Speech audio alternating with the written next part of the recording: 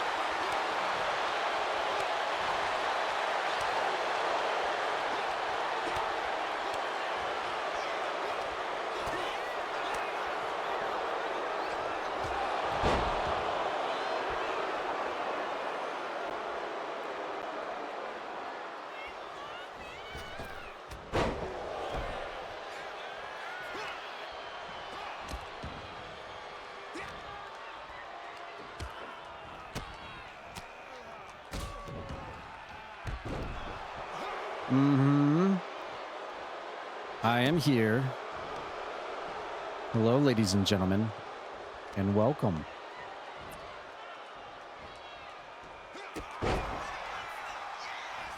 I was drinking some water to prepare myself for tonight's show.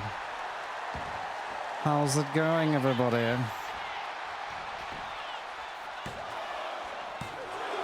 Glad you all could make it here tonight to watch this amazing Tuesday night show as we have Puppy who is the Young Lions champion, taking on Simon Crow, the pet of Disco Bunny, here tonight. We saw these two team up last Tuesday in their first ever teamage in this new look, getting a big win over the Kings of New York, Adam Brown and Disco King. But here tonight, Simon Crow one-on-one against the Young Lions champion Puppy. That's what I'm talking about. And he slips across the ring with that forearm shiver he's known for. Simon Crow backing up into the corner, a little slap to the side of the face, the roadblock's face. And now look at Simon Crow, middle rope moonsault, lands it on the mark. And now Simon Crow once again going up top. Disco Bunny very pleased with her pet so far in this match. That's what I'm talking about. Trying to go for the double knees, but nobody there on that top rope. Meteora now this unlocks Puppy to do something, or not. Ooh, combination from Simon Crow. Ducks the back roundhouse and kicks him with the roundhouse anyways. Springboard by Simon Crow. Up and over. And look at Disco Bunny throwing a kendo stick into the ring. You're probably wondering, where is AJ Jacobs? Where's AJ Jacobs at to cover the back of Puppy? Well, guess what? After what happened last Tuesday, he's got a rematch against Queen Sabi tonight in a no disqualification matchup. There is revenge on the mind of AJ Jacobs tonight. So unfortunately, Puppy has got to go at it lone wolf style here against Simon Crow with Disco Bunny at ringside. Look at this nice single leg takedown by Simon Crow and pops Puppy in the side of the head. And he points to the camera. Simon Crow feeling like he's got it right here on the Young Lions champion. Can he get the big win to the pleasure of Disco Bunny? No, he bounces off the ropes. Leg caught. Simon Crow back in control. Lifts him up on the shoulder and an elevated cutter from Simon Crow. And a lateral press by Simon Crow into Puppy, but he immediately kicks out. Loving the new style of the CPW Tuesday Night Toxic Arena here tonight. Looking nice, looking nice. Look at Simon Crow, feet up on the middle ring ropes, trying to win it in a cheating manner, but does not get it. And there's Simon Crow keeping the offense on his side with the Meteora. Now going to the top rope, going for that moonsault again. But Puppy had the knees up, and Disco Bunny taking that top turnbuckle pad out of the corner again to expose the buckle. She has been very mischievous in this match as a manager for her pet, Simon Crow.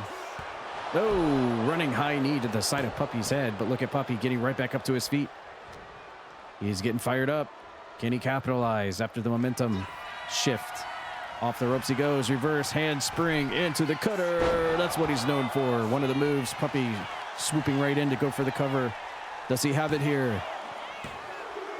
And the, oh my God, I thought he had it. Simon Crow with the last second kick out. I thought the handspring cutter was going to end it here tonight for Puppy. Big splash on the outside of the ring. Here in the crusty poison toxic fields. Where is Puppy going? Oh my God. Look at that. Nice counter by Puppy jumping over Simon Crow. And he bashed himself into a barricade. And the big rotating knee to the side of the head. And look at Simon Crow now choking Puppy and just popping him in the back of the head. Followed by some knees here in our opening contest. In a match that is very highly contested for the Young Lions Championship here at CPW right now. And reverse Irish whip into the barricade. Puppy goes for the ring. Oh no. Simon Crow's got to make it back to the ring. Is he going to get counted out? He is. Oh my God. And Disco Bunny's not going to be happy with that. Puppy picks up the win, outsmarting Simon Crow tonight by count out.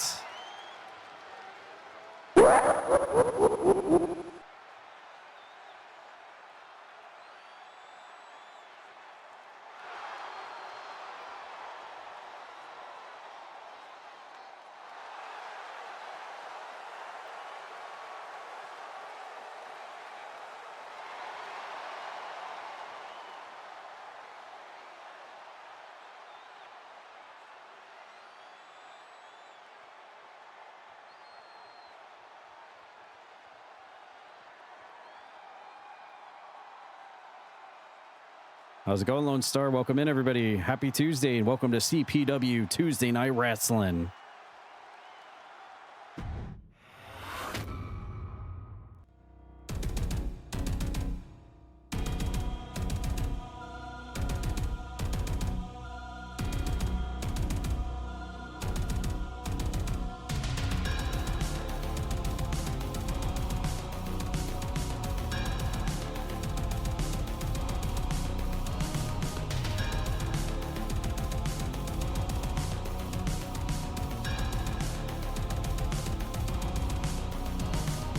All right, I'm hearing that we have a segment involving Linky. So let's go see what Linky is up to this week. I'm sure it's full of contemplation and reflection. Let's go to the lands of Hyrule.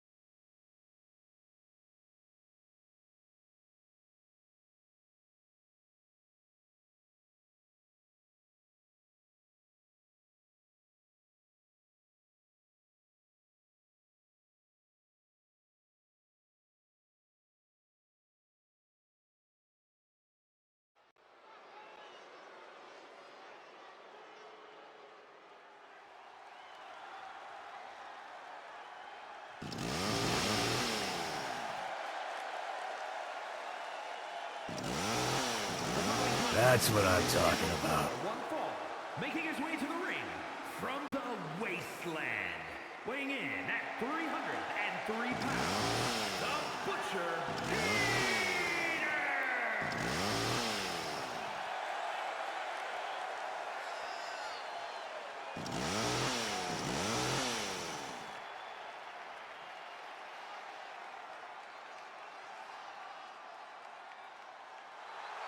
That's what I'm talking about.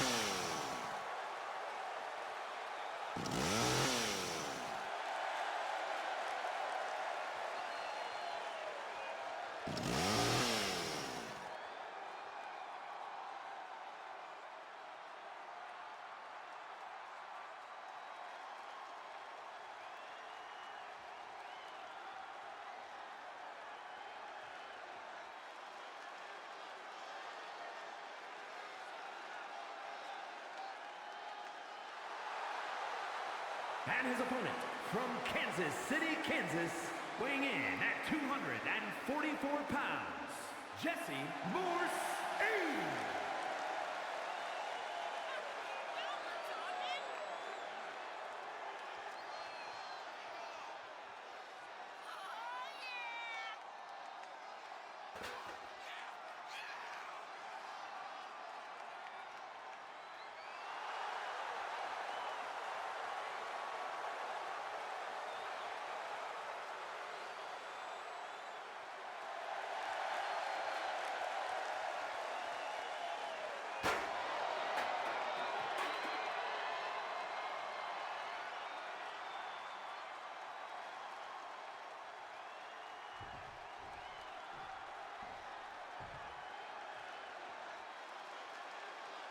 He literally chucked the chair at Butcher Pete at ringside.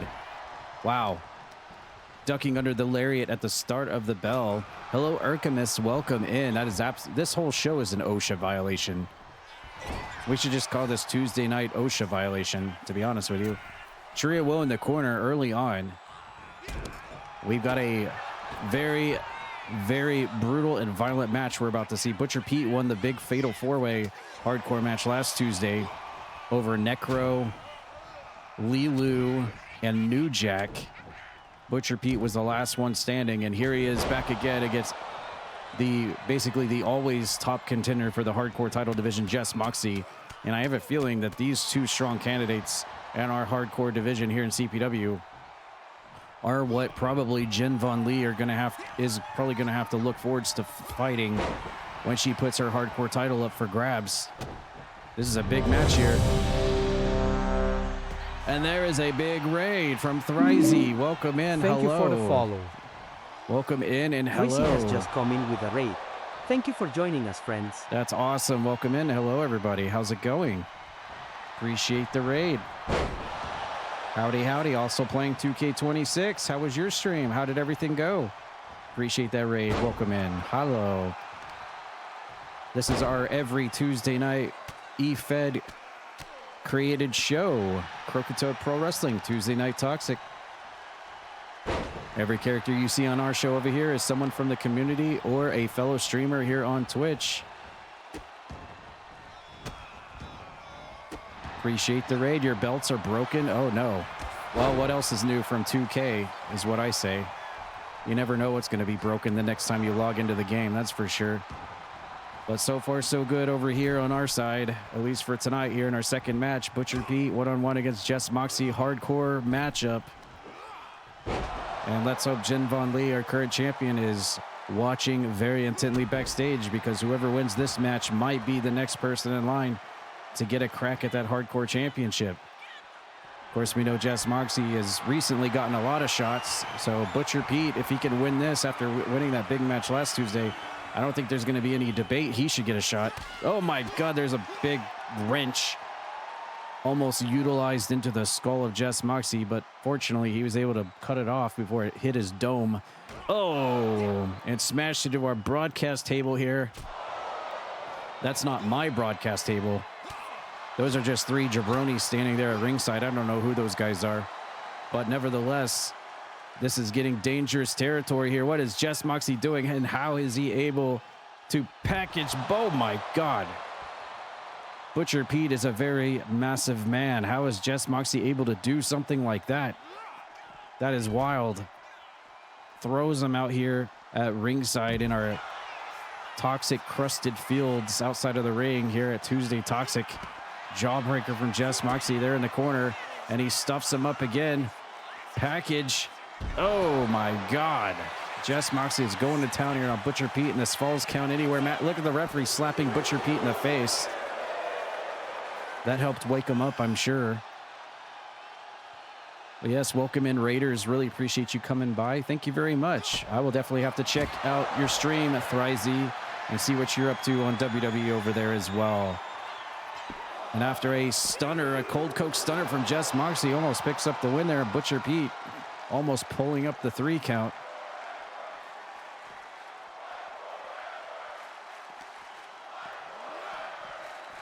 One good thing about having a match like this is you don't have to worry about any kind of ring outs, because there are no rules in a hardcore match. Completely terrorizing and destroying one of the commentary booths here at ringside. And now we're slammed into the steel ring steps. Oh, followed by a big boot. Jess Moxie's going ham here on the man. Oh, he's got thumbtacks. Well, it was only a matter of time before that was going to happen.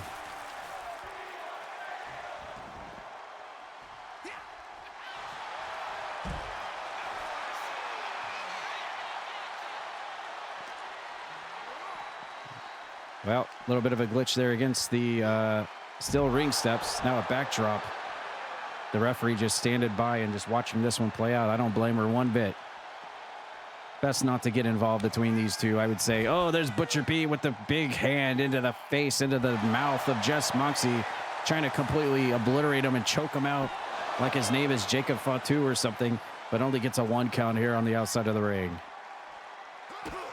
Here comes Butcher Pete, double arm DDT, and spikes Jess Moxie's face into the mat on the outside of the ring. He's busted him open. Not good for Jess Moxie here as Butcher Pete goes for the cover and only gets a 2. And now we have seen blood tonight, ladies and gentlemen. It only took 2 matches. And of course, it's a Jess Moxie match, so I mean, that's kind of to be expected, I suppose.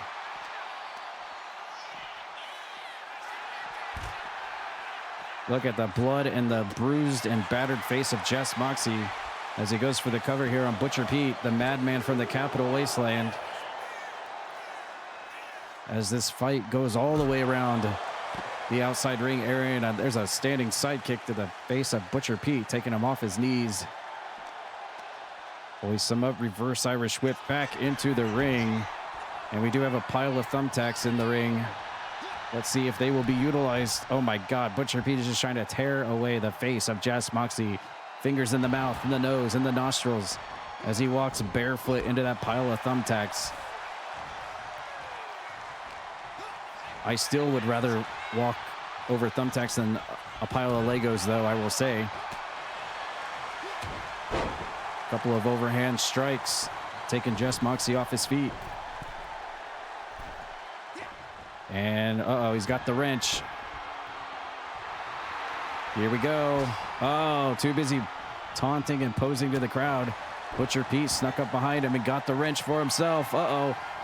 Oh my God, he was set and ready for that Mortal Kombat fatality, but good thing he was able to counter, get out of the way of that one. Butcher Pete lifts him up onto a shoulder and stun guns him over the top ring rope, and Jess Moxie lands right into those thumbtacks. Here comes the wrench in play. Oh my God. What a bloody battle this is. Oh my God, Butcher Pete lands chest first into the thumbtacks, but gets right back up to his feet. And pops Jess Moxie in the face with a right haymaker. Oh my goodness, they are standing right on top. Oh my God, is he gonna pile drive him into the thumbtacks? No way. Oh my God. Butcher Pete pile driving Jess Moxie head first into the pile of thumbtacks, and that's it. That's enough to put Jess Moxie away tonight. This is a very violent, brutal matchup. Butcher Pete, 2 wins back to back. He might be ready for Jin Von Lee in the hardcore title now, I would say.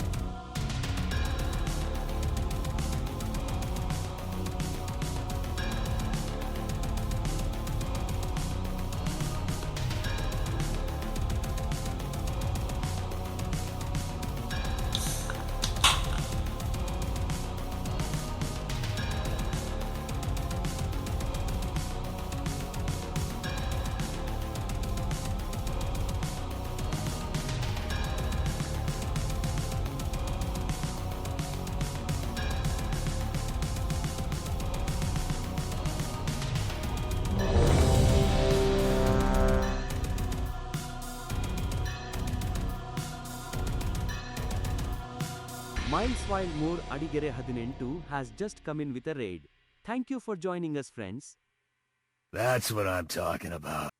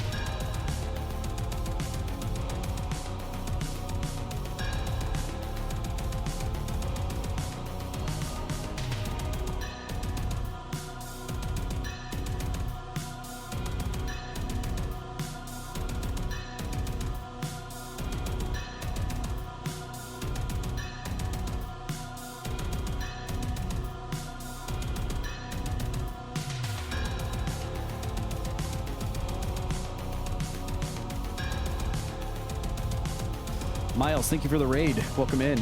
And hello, Puddle Duck. How's it going? How are you guys liking these new intermission screens? Ooh, looking good. Uh-oh, look out. Maggie's about to throw the chancla.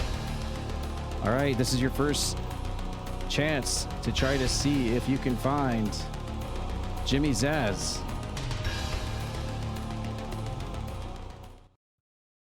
But before we get to that, it's time for this week's Who's That Pokemon? Featuring a new voice. Who is it? Who's that Pokemon?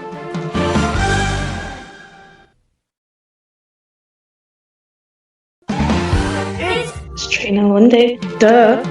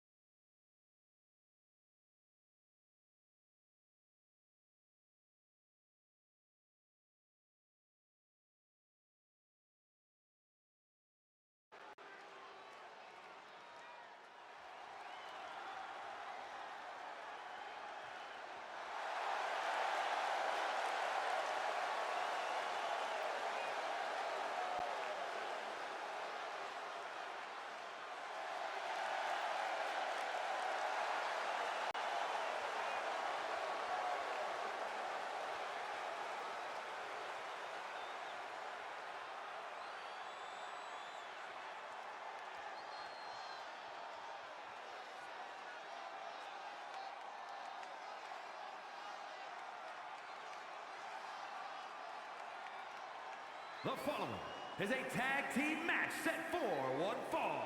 On the way to the ring, accompanied by Lady Lane at a combined weight of 456 pounds. The World Tag Team Champions, Mr. King Todd and Morse Earl, the Grinders.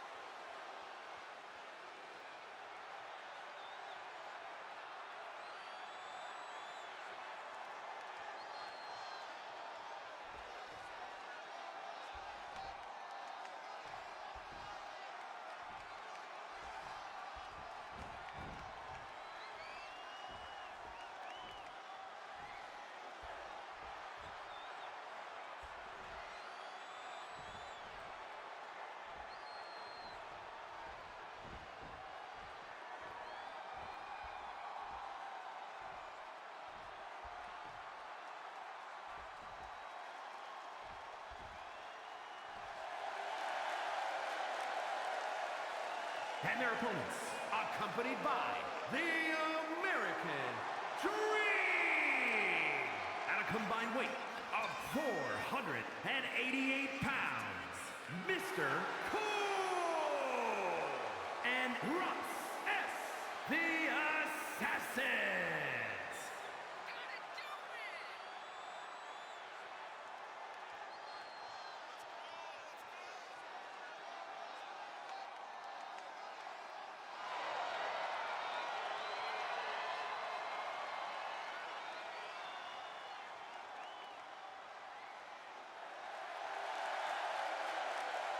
Light me up!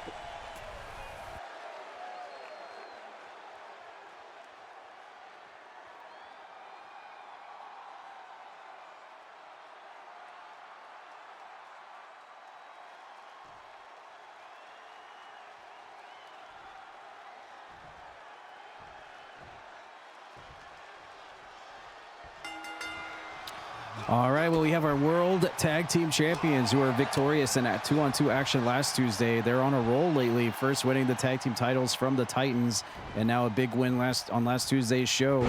And now tonight they take on the partners that may not get on too much, as Roxas spending a little bit too much time on Morsel. He might have liked that. I would not suggest you do that, Roxas. We have Mr. Coke, who is wearing the Baby Rage as part of that stipulation from the big one. He's got to wear it for a month, and he blames Roxas. I'm sure there's some underlying tension here in this match. They might have come out together looking like they're on the same page, but it's Coke v. Roxas, and it will forever be Coke v. Roxas. And I know Mr. Coke blames Roxas for him losing that match at the big one, forcing him to wear that Baby Rage mask. What is Morsel doing to Coke?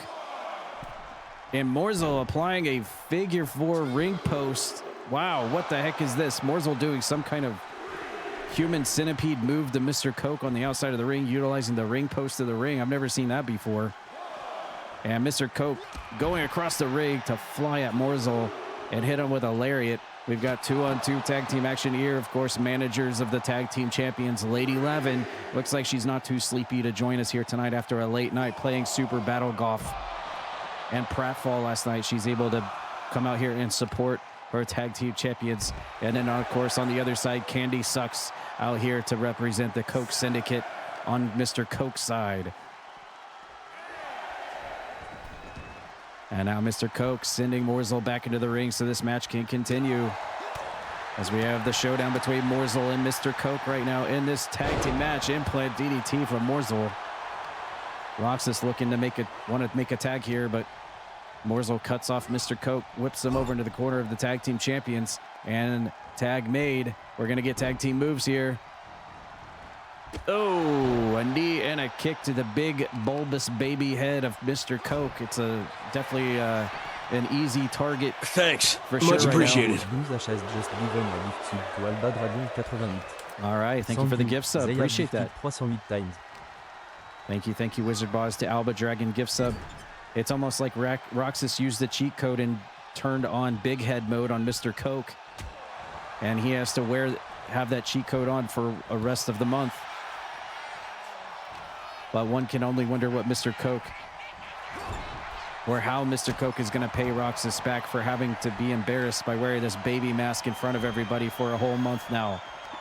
As Morsel once again goes to the ring post and locks Mr. Coke's legs around the ring post, almost trying to strip his kneecap out of the joint.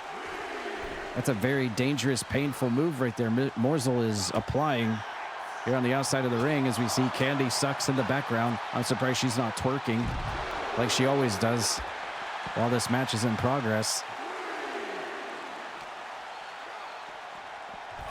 And you know what? I just thought of this. We have Morsel and Candy Sucks within 30 feet of each other. How would that go? Morsel versus Candy Sucks? I'm not sure whether that would actually be a match. Morsel to the top. Oh, a big crossbody off the top, up to the outside. And Morsel is letting Mr. Coke have it here tonight. Spins him around. And now Morsel with an unprettier onto Coke on the outside.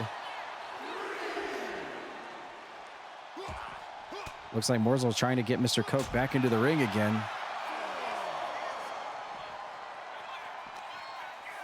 And it's going to be Mr. Coke to try to throw Roxas in the ring, or not.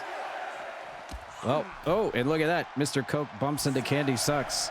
There was plenty of cushion to bounce off of, that's for sure. Morsel was posing to the crowd, a little dance, but Mr. Coke makes him pay for it. Tries to go for the Irish whip, and here comes Coke winning out.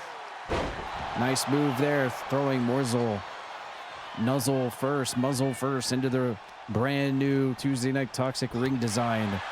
Cheap shot from Roxas, and that opens it up for Morsel to hit the teabagger on Mr. Coke. Oh no. But it's right in front of Roxas, who makes the save for his partner. And now Morsel finally goes back over to Mr. Cantot, tags him in. The World Tag Team Champions looking good tonight. I don't know, it just kind of feels like Mr. Coke might be distracted tonight. I'm not sure where he would be. Why would he be distracted? Why would he not be on his A game tonight? I couldn't tell you why. There's nothing severely obvious that's different about Mr. Coke. But he definitely doesn't look like he's 100% tonight as he whips Mr. Cantot over to Roxas. Tries to reach in for the grapple, but Mr. Cantot reverses out. Reverse Irish whip back over to the other side. Here comes Coke running clothesline into the corner. Mashing Mr. Cantot into the corner, and here's a tag, and Roxas is now in. And there's Mr. Cantot dropping Roxas off his feet with a lariat. Here comes the grapple and the stuff. Roxas reverses out of it with a back body drop. Here in tag team action. Roxas sending Mr. Cantot over to Coke, and here's tag team A. We're going to get tag team moves from Coke and Roxas, sending Cantot off the ropes. Double running shoulder block. And now Coke's back as the legal man again, dropping a knee into the face of Mr. Cantot. Now slamming the back of his head into the mat. By the way, congratulations to everybody here at the Croakitoad community for helping contribute to the St. Jude Children's Hospital's donation fund for 2026. We broke our PB. We raised over $1,000 for St. Jude Children's Hospitals. Congratulations, everybody, and thank you all for donating to a wonderful and amazing cause.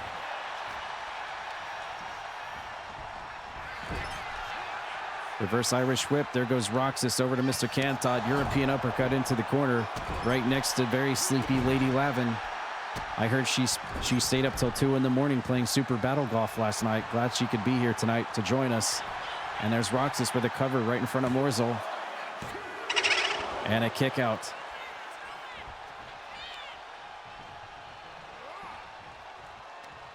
Roxas now hoisting Mr. Cantot out, but he slips out, inverted DDT. And now Mr. Cantot with feet up on the ropes next to his partner Morzel, but Roxas immediately kicks out of it. Nice side step out of the way. Roxas lariats Cantot down. Slowly lifts him up, reverse. Sends him over to the Coke's corner, but Mr. Cantot reverses out with an elbow shot. And now he sends Roxas over to his corner. And now we're going to get tag team moves from the tag team champions. Oh, no, not this move. Oh, and Roxas is getting basically teabagged by Mr. Cantot. And here comes Morzel with the running Black Stallion in the corner. Stunning Roxas into the pinfall.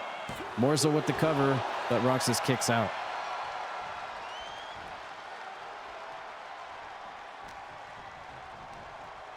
Another Irish whip into the corner. And another tag team move coming up. Morzel and Cantot working together, looking great as our CPW World Tag Team Champions right now.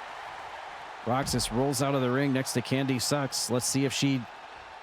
Oh, she tried to distract Mr. Cantot, and she'd be the perfect distraction for Mr. Cantot. Heck, throw Candy Sucks right there next to Mr. Cantot. He'll definitely lose his focus. I'm surprised it didn't work. But Lady Lavin probably told her boys to stay focused tonight because she probably knew Mr. Coke would bring Candy Sucks out as a distraction for Morzel and Cantot.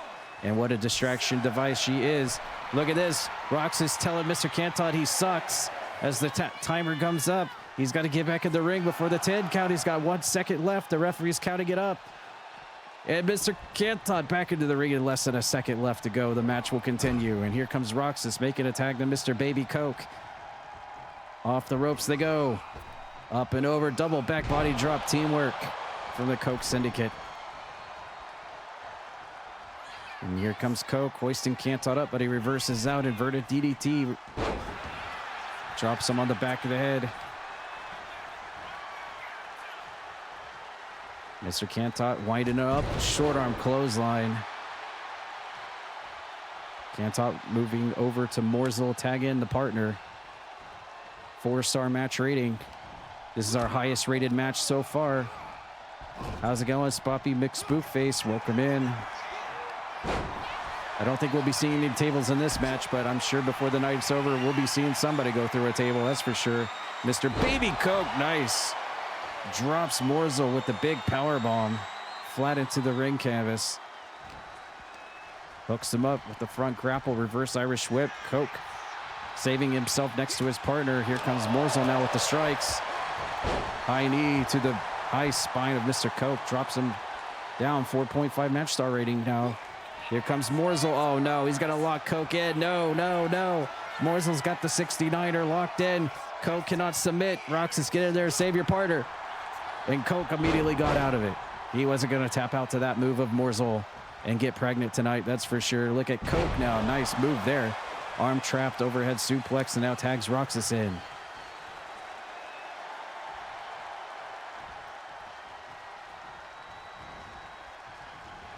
Nice dodges, side steps out of the way. Oh, no. Oh, no. Morzel's locking Roxas up. No. He's about to jack in. Morzel's about to jack into the net grid on Roxas. No. Oh! He just hacked his way into the net grid on that one. But Mr. Coke's there to make the save. There's a tag. Morzel tags out. And now here comes Mr. Cantot as he stomps on Morzel, who's on the ground. And a whip over to the corner yet again. And Roxas is wide open for another tag team move from the best tag team in all of CPW right now. Vicious and Delicious, they call themselves. Here comes Roxas. Nice swinging neck breaker onto Morzel. And it looks like he's going to tag out to Mr. Coke. And the tag has been made. Oh, I don't know what. I think Coke was trying to punch Morzel right in the dick, but Morzel reversed with a high knee to the baby head, and I think Coke might be busted open somewhere in that baby face of his. He might be leaking blood. I'm not sure. But here's Coke trying to keep things going. European uppercut in the corner. Morzel reversing the stomp. Morzel looking for a springboard and missed. Well, he didn't get all of it. Now we have a double down. Look at Coke. Oh, look at this. One arm on the chest of Morzel, but a quick kick out. Coke trying to sneak one in, get a dub there. Morzel a little bit quicker, hits Coke with the running lariat and spins Coke over, dropping the hammering blows. But here comes Coke firing right back with his own clothesline. Takes Morzel off his feet. Tried to go for the toe kick. Morzel countered it. Coke a little faster on the grapple, sends Morzel into the corner, and there's a tag to Roxas. Here comes Coke and Roxas working together. Oh, and look at this. Oh! A double Coke breaker. A two-man Coke breaker. From behind by Coke and Roxas. Onto Morzel, but Mr. Cantot's there to make the save, and here comes Roxas. Oh, no. Roxas, you're just going to make him mad. Stop doing that. And he goes for the cover onto Morzel. Roxas thinks he has it here. 5-star match rating, and they win! Coke and Roxas, despite the baby rage mask, picks up the win over the World Tag Team Champions. And look at this. At least for right now, Mr. Coke and Roxas working together and in a good mood tonight. Oh, no. What are they about? Are they about to do a three-man suck it with Candy Sucks in the middle? It's a three-man Candy Sucks sandwich featuring all the sucks. Say cheese!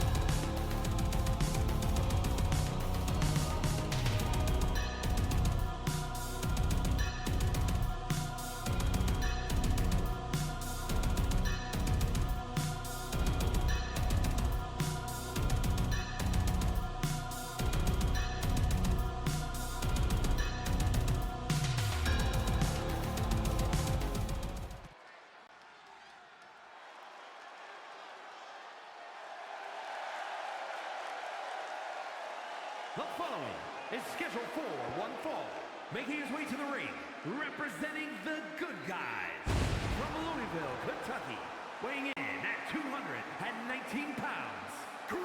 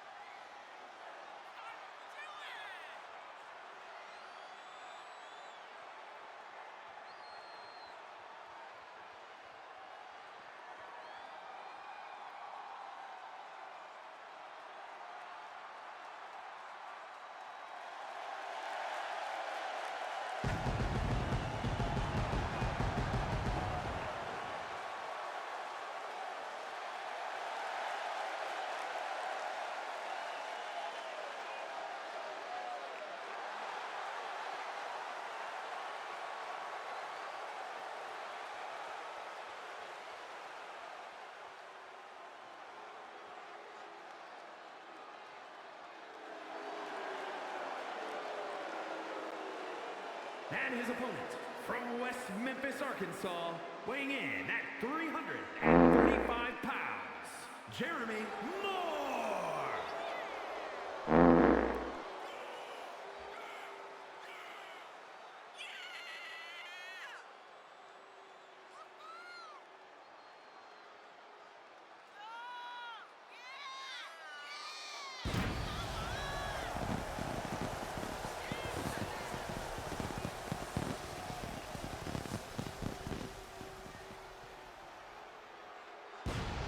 Nerf this.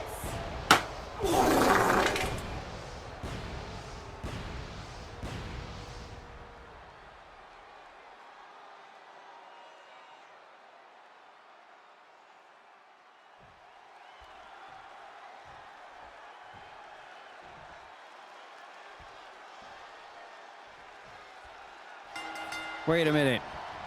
I'm getting some familiarness from this. Wait, I get it now. This is 2/3 of every Sunday night's Toad Talk podcast panel. RAJI versus Grem. And I have a feeling this has something to do with what RAJI said on this latest episode 10 of Toad Talk podcast during the Croakitoad Pro Wrestling section, where he said that he hated Grem and Wizard Boz. And that has led us to this singles match here. And for the 5th or 6th time, I would say, these two once again meeting in one-on-one action. Of course, RAJI winning his World Heavyweight Championship here at CPW from Grem last year. Grem being the first ever World Heavyweight Champion in CPW history. RAJI was the person to turn his end and run it, flush it down the toilet. I believe back at Beach Brawl, almost a year ago, RAJI became World Heavyweight Champion, and so a year later, nearly, we see the match go down one more time here, singles action.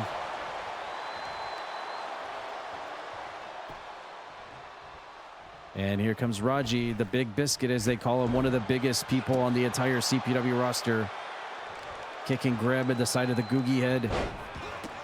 And now Grem firing back, using his speed to try to stomp away at RAJI, this giant biscuit of a man, as two former World Heavyweight Champions collide here. And here comes Grem with the pizza punch. Pizza.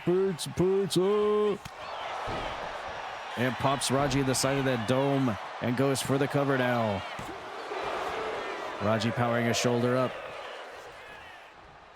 Definitely a match between two of our top main event caliber superstars here in CPW. Here comes Grem.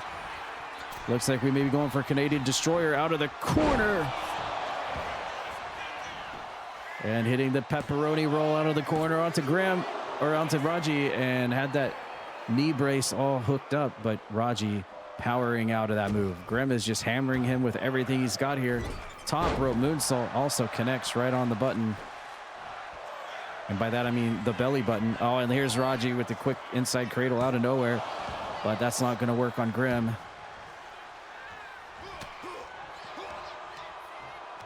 RAJI now looking to try to get the momentum back on his side here, get things back in control. Grem again using the speed to outmaneuver RAJI, at least for right now. Who will win out on this match tonight and get the bragging rights for episode 11 of Toad Talk Podcast, available now on YouTube, Spotify, and Apple Podcasts. Check it out now. We always review every Tuesday night CPW results. Here comes Grem. Springboard. Oh my God, nobody was home on that one. Not enough distance. So it will be interesting to see and hear the commentary between these two for this week's Toad Talk Podcast. This weekend, the referee was in the way, not allowing RAJI to hit the Samoan drop in the corner. But now he goes for the cover, but Grem immediately kicks out. Ooh, little collision there. Nobody really won out on that one. Back spin heel kick for Grem, taking RAJI off his feet. Right in the breadbasket. Goes for the pizza punch again. Dropping those slices of pizza. And now Grem again. Looking to end it. Can he do it? No, RAJI. Still a lot of fuel left in the tank there. Or should I say, still a lot of gas left in the tank on RAJI, if you know what I mean. Uh-oh. He's got Grem up on the shoulders. Grem fighting out of the predicament. Nice sling blade from Grem, coming right back, and now he's set and ready for something. Finisher, perhaps. Here he goes. He's going to go for the Cowabunga plunge. Double arms hooked. And drops RAJI. Head first into the ring mat. Going for the cover now to end it all. And it is. Grem with a very decisive win tonight. RAJI just couldn't really get anything started here. Grem was all over him and proves a point here tonight as our first ever World Heavyweight Champion.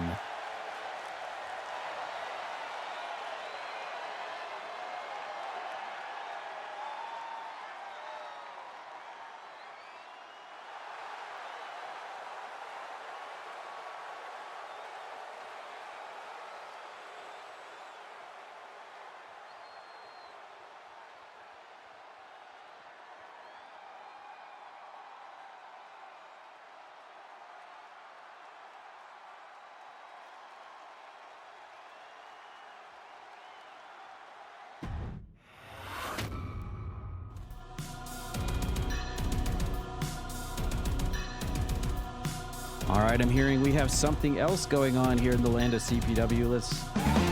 Who's that Pokemon? Well, after this, your second chance to figure out who this week's Pokemon is. It's Trainer one day. Duh. Duh, did you figure it out?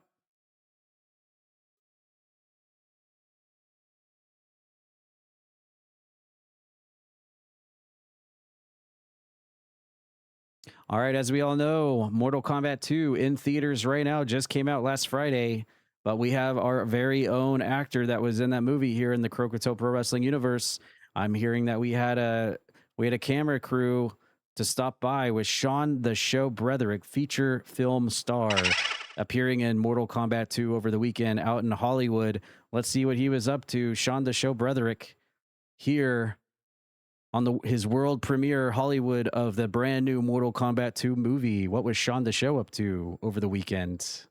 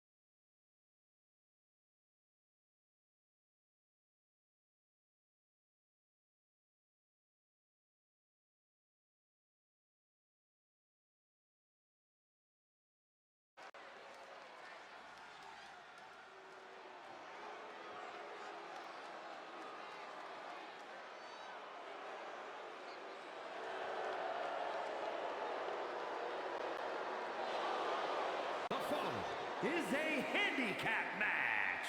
Making her way to the ring from another time, the Princess.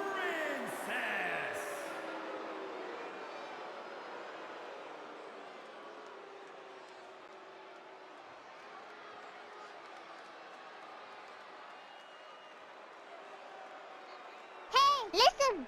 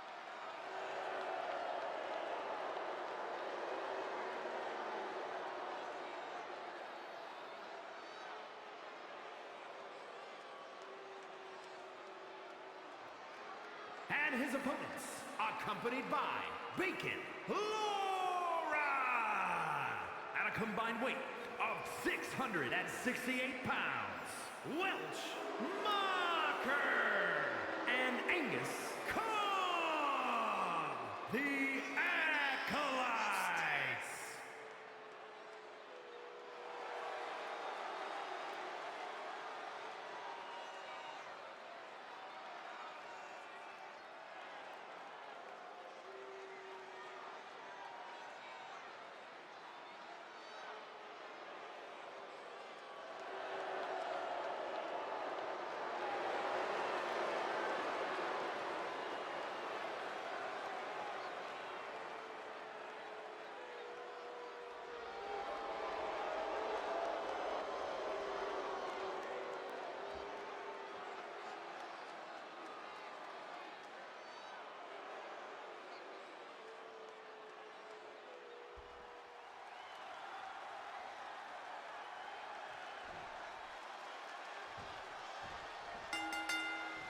Wait a minute.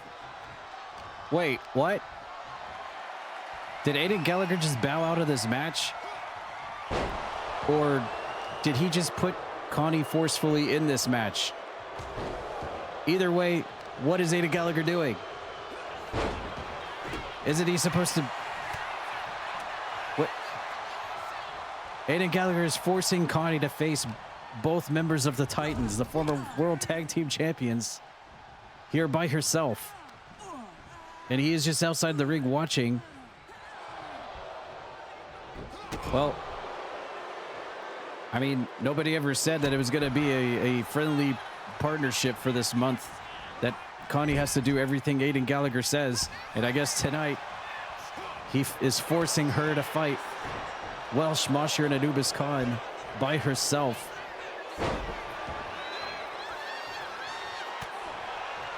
And there's nothing she can do about it, as per the contract. Aiden Gallagher is awfully proud of himself, coming out to the ring, dancing around, doing a little jig, looking all happy and everything. I guess we know why he was in such a good mood now. Oh my God. Weapons are allowed in this thing too? Oh my God. Connie is getting... Oh my God. Welsh Mosher exploding a kendo stick over Connie. She's getting decimated.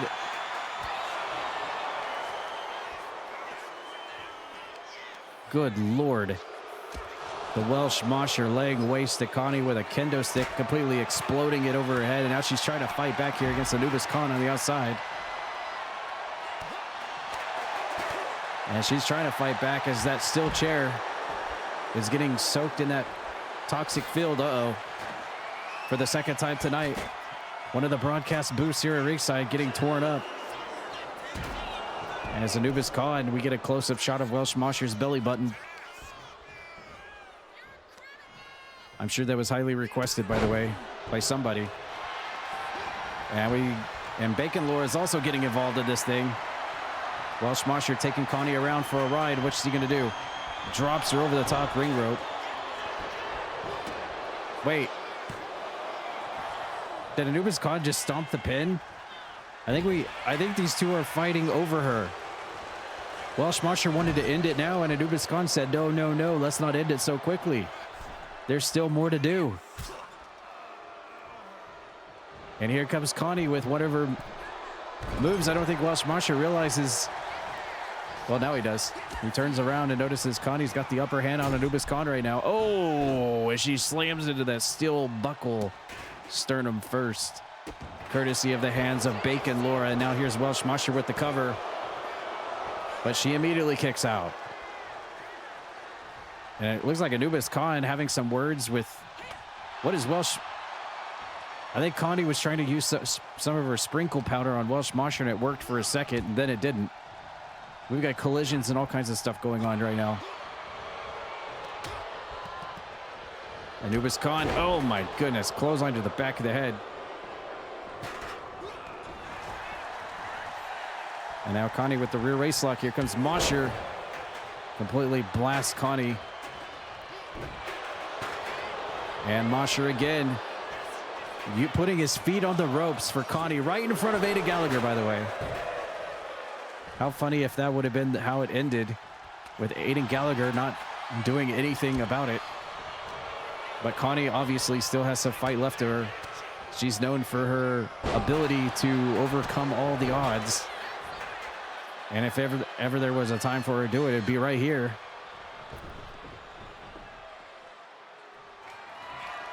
Well, Anubis Khan was going for a weapon, but Connie cuts him off. And now Anubis, no! Completely smashes her into the ringside area.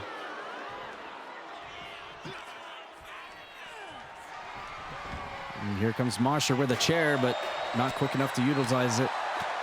Connie's right on him. Here comes the other half of the Titans. We see Aiden Gallagher not doing anything to help out or really do anything.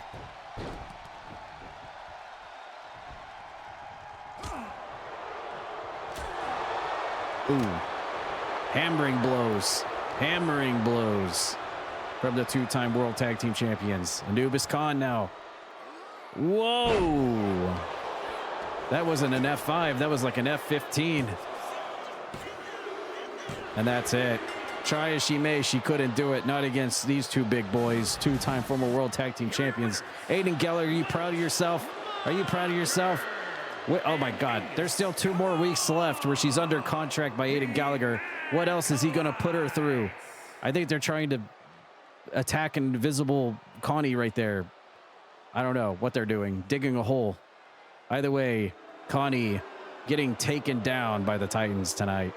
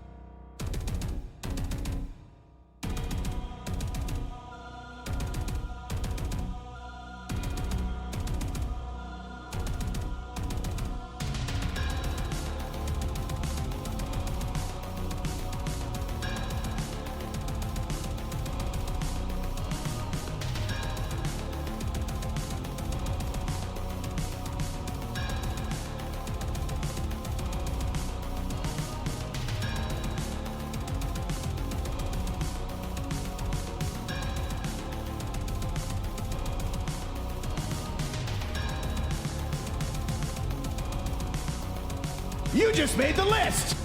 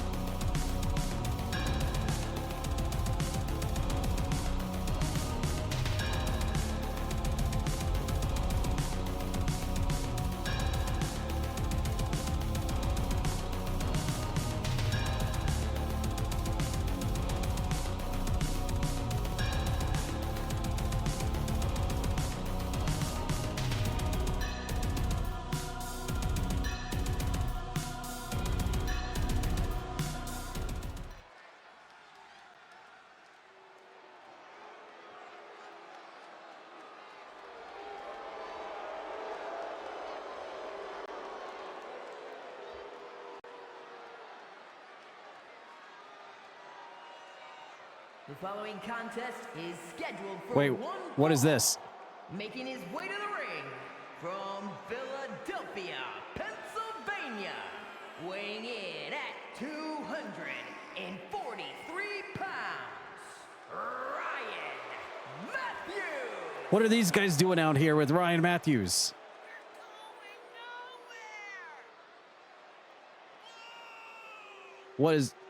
What's happening? Why is Azarena Miles Wildmore out here with Alessandra?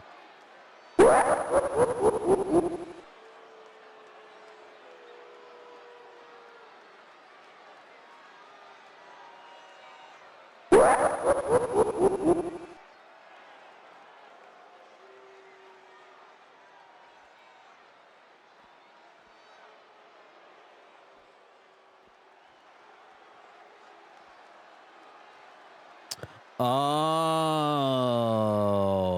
now it makes sense.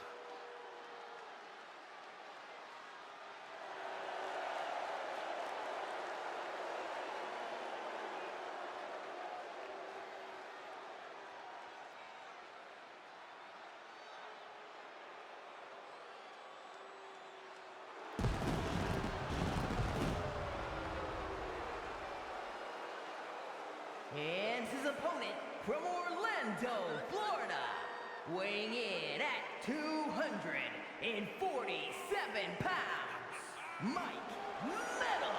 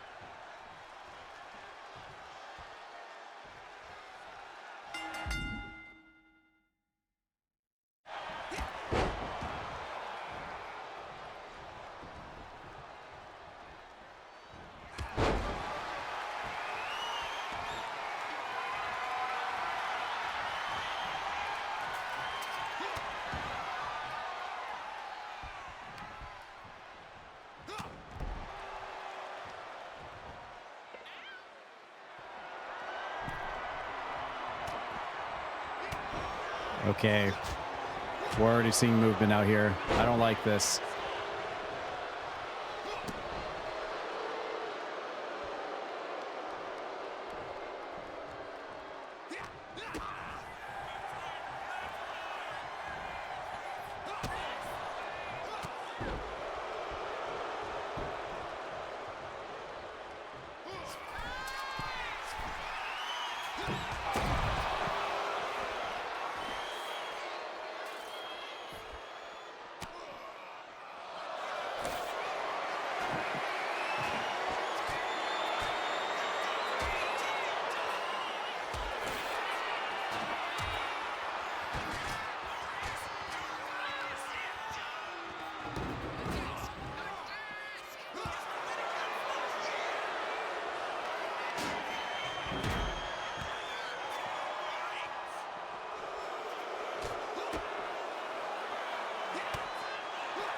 I'm sorry, I'm just trying not to give myself away for fear that Azarain might come over here and attack me. I'm trying to be very quiet because Azarain is definitely up to no good. And I don't want to be the recipient of whatever's about to happen. I would have to say that this might have to be some sort of payback after what happened last Tuesday.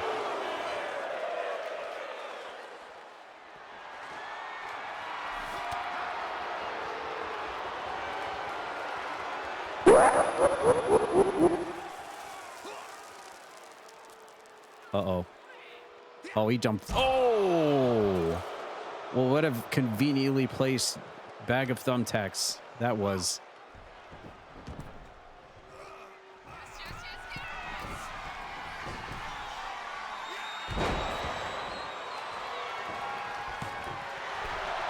Oh my God, he's got thumbtacks all over in his back.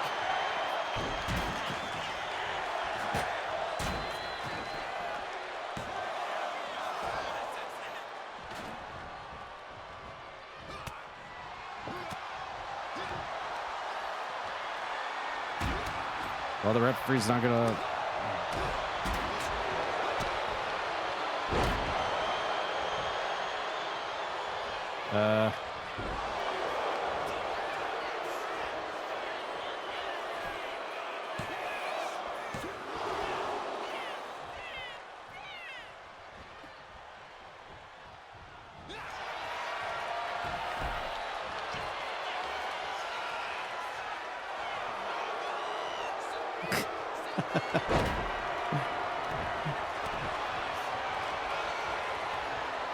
There's too much crazy in this match to really follow along at this thing.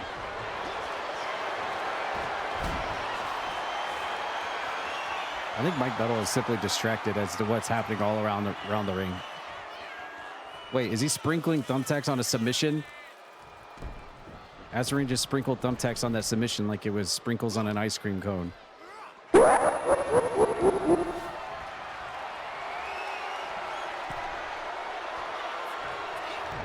Uh-oh.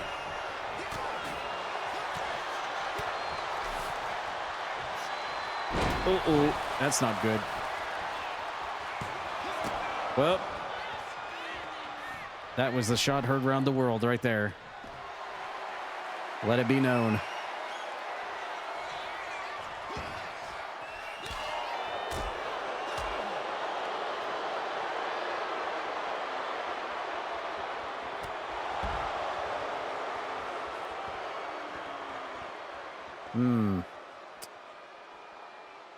I'm surprised that Miles and Alessandra haven't gotten a little bit more hands-on than this thing.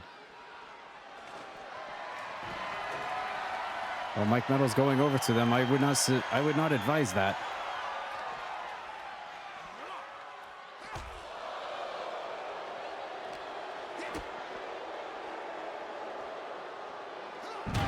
Oh, jeez. Well, there goes the ref.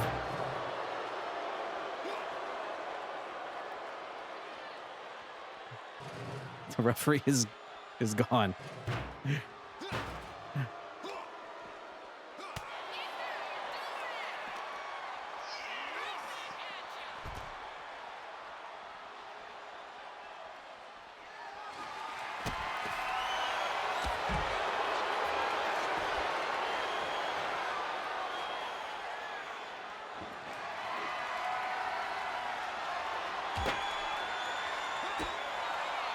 Nice reverse. Oh, pops him with the stop sign.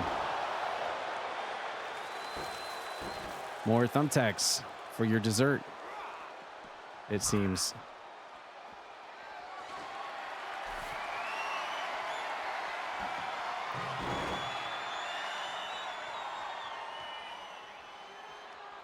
Well, Azarain's following Mike Metal around. He's trying to run away from him now.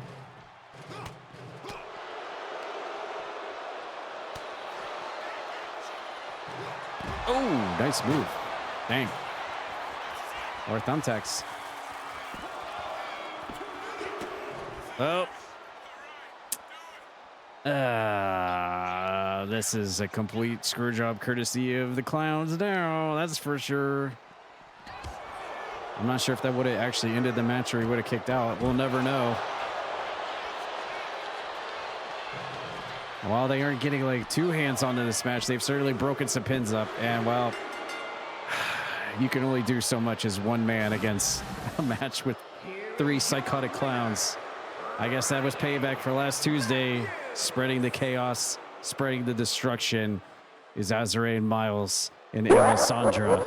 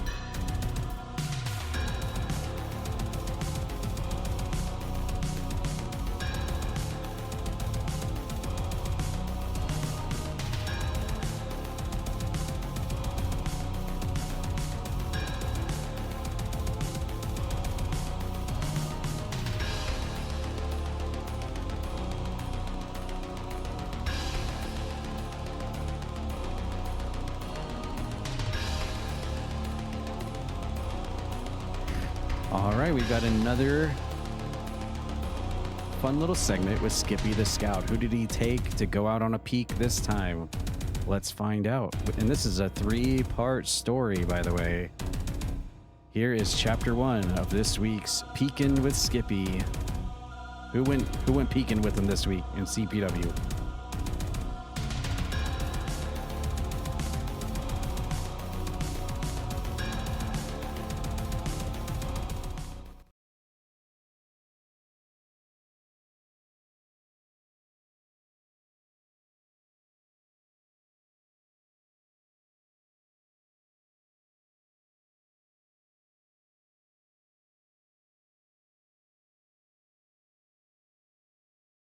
Oh,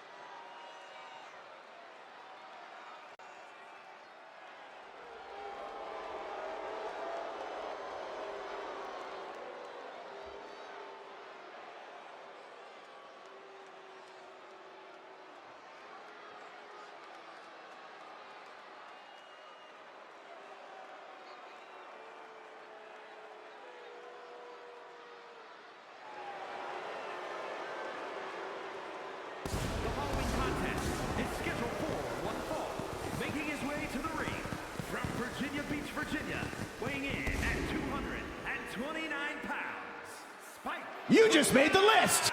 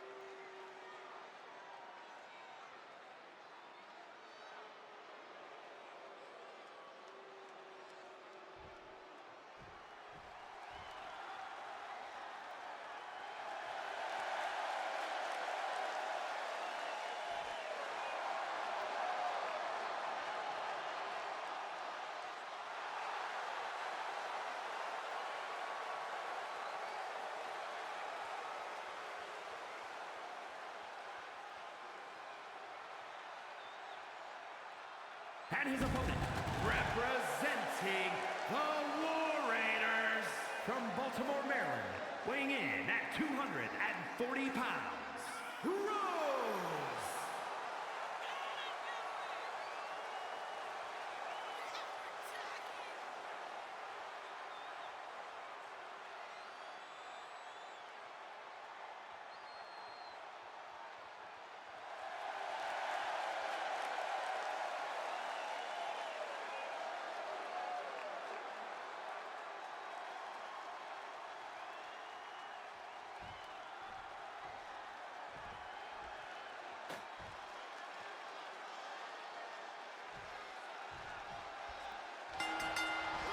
All right, I believe this is a first time ever match. I don't think we've ever seen Rogue versus Spike Ryan one-on-one before, but tonight we're getting it.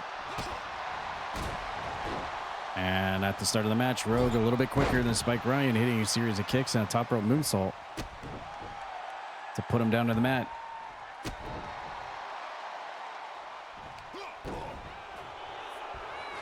And, ooh, Spike Ryan coming back with his own kick. And a quick roller from Rogue. Looking to seal it and win it early, but not going to happen. Because last Tuesday we saw Spike Ryan take an L from Maggie Moore, and this time he faces off against Rogue. Kind of a little bit of a theme going on here for Spike Ryan the past 2 weeks. Collision in mid-air. Nobody gets that one.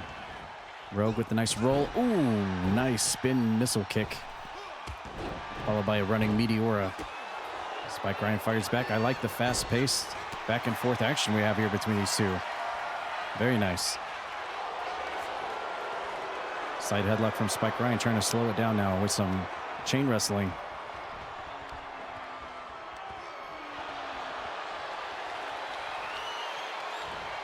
And lifts him up, drops with a backdrop. Spike Ryan catches Rogue before he can springboard. Stuffs him up on the shoulders. Where's he going with him? Ooh, sit-out powerbomb from Spike Ryan. Splattering Rogue into the mat. Here comes Spike Ryan. Springboard up and over, lands. Sending Rogue out of the ring. Here comes Spike Ryan following suit. Going for the leg DDT on the outside. Possibly trying to take out the wheels from Rogue. Ooh, and crunches him into the steel steps. Spike Ryan getting yeeted across the outside of the ring.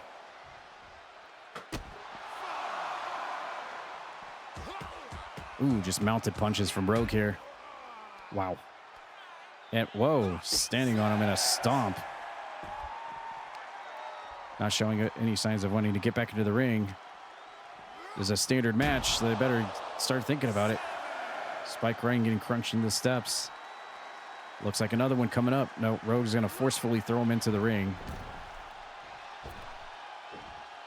And we are back into the ring. Here comes Rogue going to the top rope. Going for a big one. Oh my God, the height.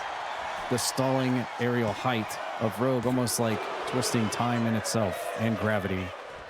I'll take this then. Awesome move there. Thank you for the hydrate. Appreciate that. Rogue pushing Spike Ryan into the ropes. And sends him right back out of the ring again.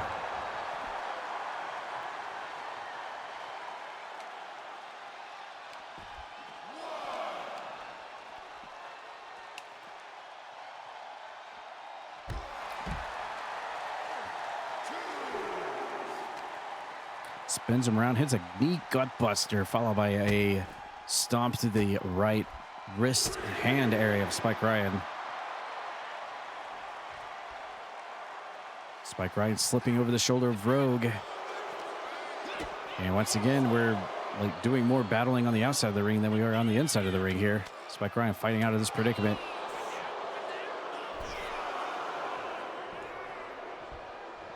And we're back in the ring. Wrong time to taunt there from Spike Ryan, who gets caught with a nice Hurricane Rana by Rogue out of the corner. Ooh, diving drop kick to the side of the head. And Rogue is feeling it here. What's he got in store for Spike Ryan tonight? Neck first over the top ring rope. Spike Ryan crawling back into the corner for security. Here comes Rogue. And it's blocked. Spike Ryan missing the running attempt. And Rogue kicks him in the side of the head anyway. Grapple, reverse Irish whip into the ropes. Rogue going out to the ring apron. Rogue's right back in again.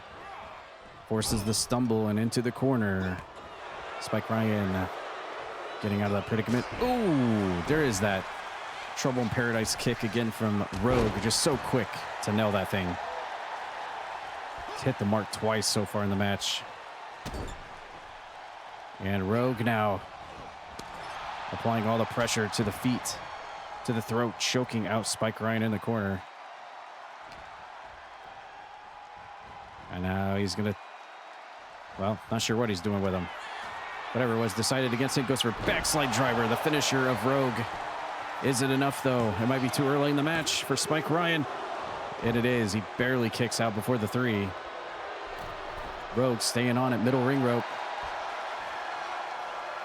Can he keep the offense going, or is Spike Ryan going to turn it around? Front drop kick.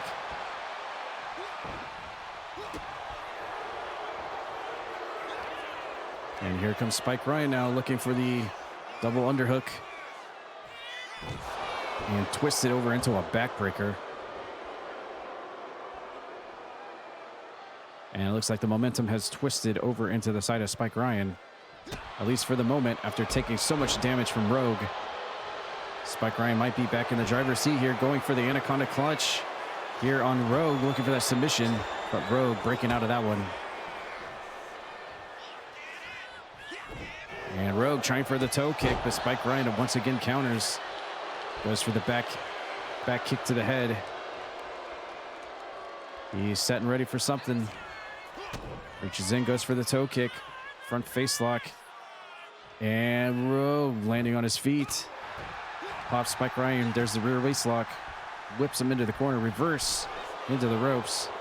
And Spike Ryan drop kicking Rogue back out of the ring again. Say what you will, it has been a back and forth match so far.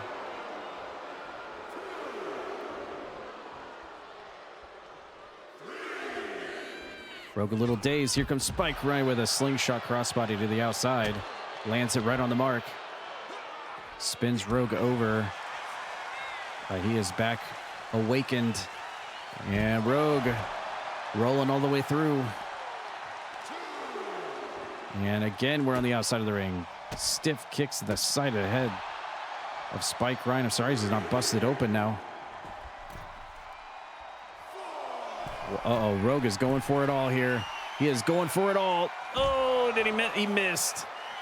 Went for it all. Went all in on the top rope frog splash to the outside and it splashed right into the poison fields here on the outside. Spike Ryan coming back out to meet Rogue, but he gets hit with a Superman punch. And now the fight escalating. What's this? Hurricane Rana from Rogue up on the shoulders. Rogue now back into the ring. Is he going to go for it or let the count run out? How's it going to go? Spike Ryan going to easily be able to come back into the ring before the 10 and walks right into Rogue's maneuver here. Release suplex and drops him, just letting gravity do all the work there. 1, 2, and right as Spike Ryan comes to the ring, Rogue picking up the win here tonight over Spike Ryan. Here's your winner, Rose.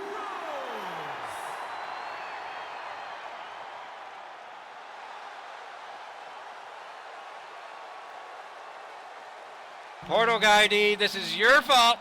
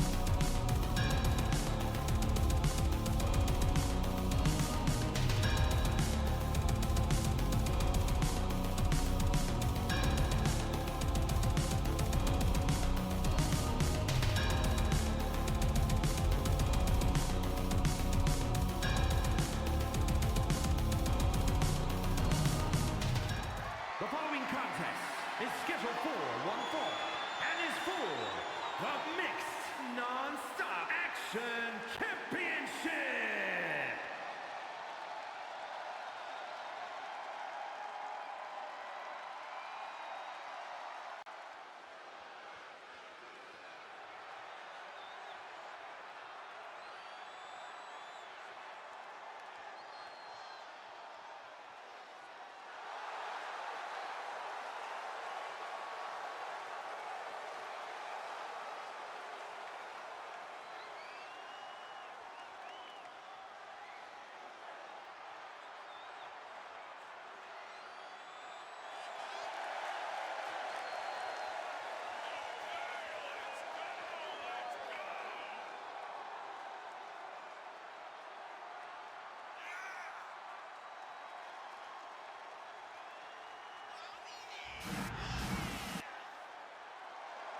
What the heck? No! Zozoken, no! Oh my god. Well, Zozoken knew his Kappa Championship was on the line tonight. Wow. Was already out here ready for Kitten to come into the ring and gets the early ambush on her before she can even get into the ring, taking care of her on their way on the entryway here. This match is for Zozoken's Kappa Championship. I'm not sure. I don't know if this was part of his roguelike strategy to come out here and just try to get the early advantage over this week's tower boss of Kitten.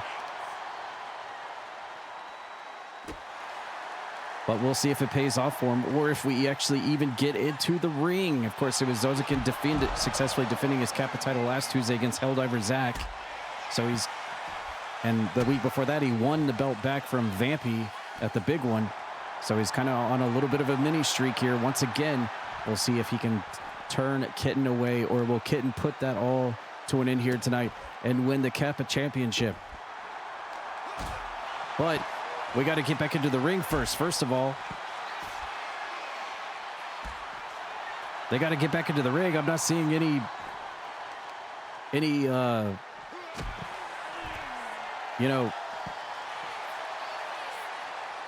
any importance to try to get back into the ring because, standing Spanish fly there in the entryway. Sooner or later, the referee is going to be like, all right, this is enough.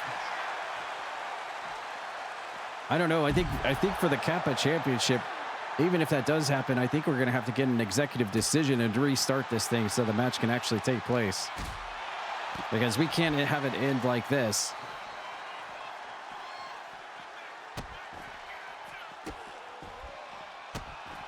But it's not like it's Zozoken trying to keep the match out of the ring by himself. Kitten's not really trying to throw Zozoken in the ring either. They're just too busy throwing down at each other to really notice.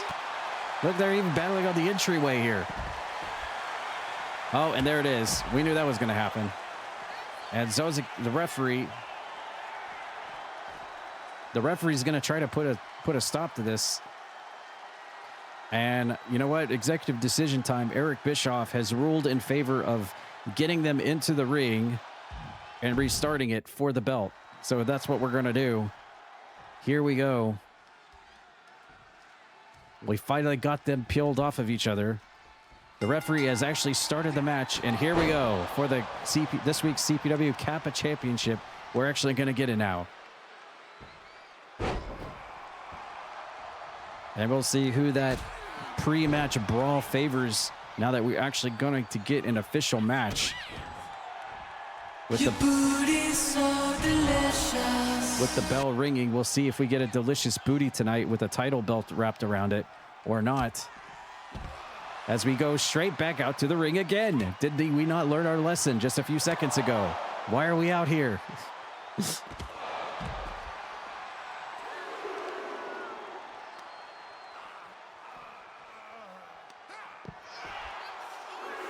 I mean, if this ends in some kind of count out.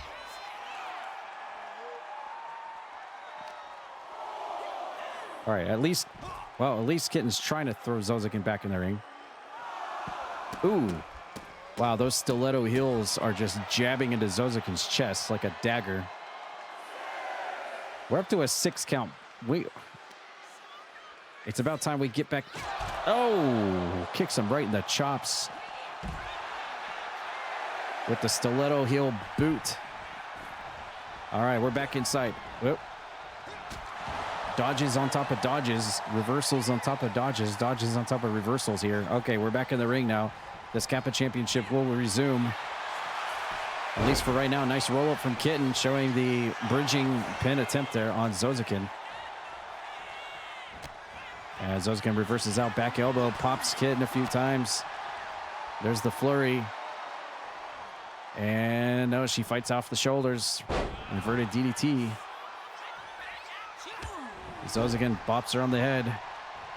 The steel-plated armor boot. And are we going to get...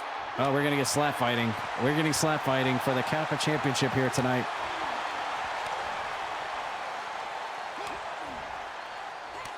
Who's going to win in this pure all-out fisticuffs between Zozoken, the Kappa, two-time Kappa champion, and Kitten, vying to become the new Kappa champion here tonight and wear that title belt around her waist?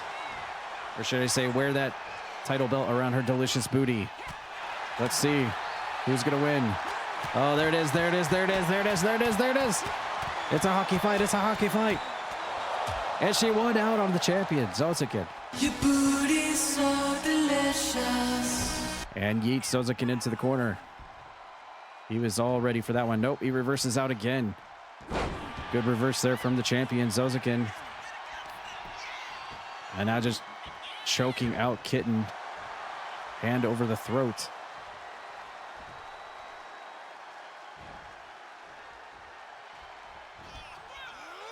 Up he goes. Ooh, holy moly. What a move there. Shades of like Hangman Adam Page on that one. Drops her right on the top of her skull. I think that might have been the move he won with last week, as a matter of fact, against Helldiver Zach, if I recall correctly. Nevertheless, Kitten's back up. Chop. And here, ooh, nice move. Somersault into a face plant. Kitten now telling Zozoken to get to his feet. What does she have in store for him? Toe kick. Stiffs him up. And a rotating pile driver, spiking Zozoken on his head into the mat. She's going for the cover. Looking to end it. Is it enough? No. Zozoken Able to power out before the 3 count. Oh, Zozoken just a little bit quicker on that inside cradle into the roll-up. He's got her all cinched up. No, she gets out of that one. And once again, Zozoken pulling her away from the ring ropes. And looking for something. Up to the feet. Go behind. Oh! And a coke breaker from the back. Oh no, not the mana burn. Zozoken going for his mana burn submission hold here.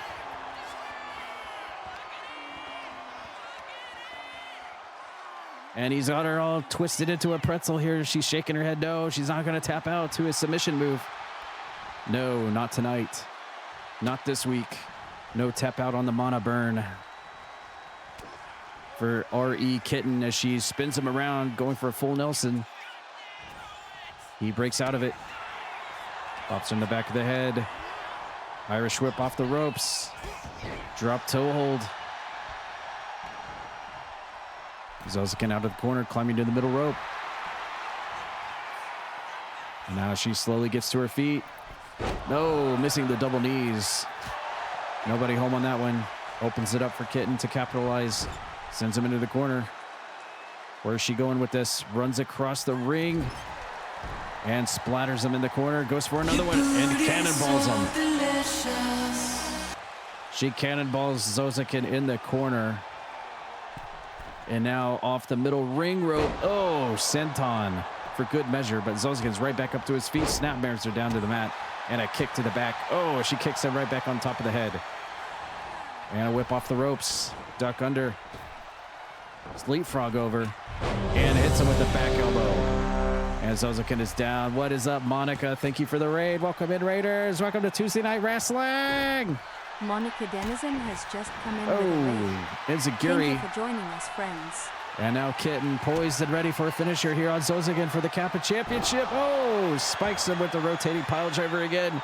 Zozoken dropped onto his head in the mat.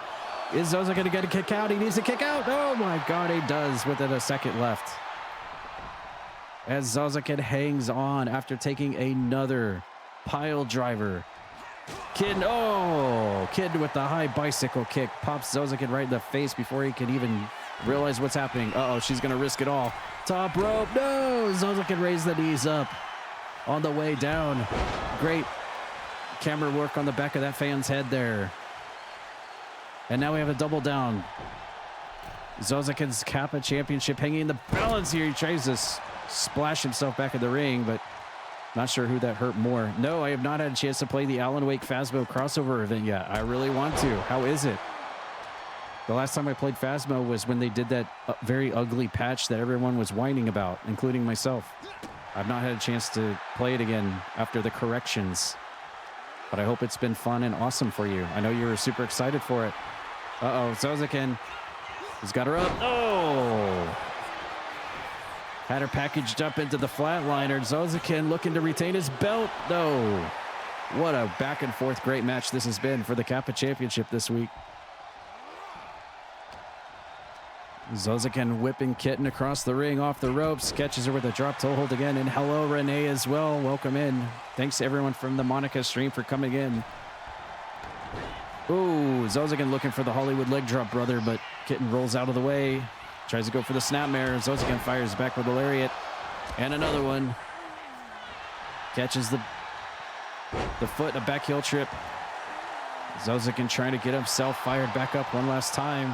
I am sensing the finale of this match here. How's it going to go? Snapmare. Kitten rolls out of the way of the kick. Running neck breaker.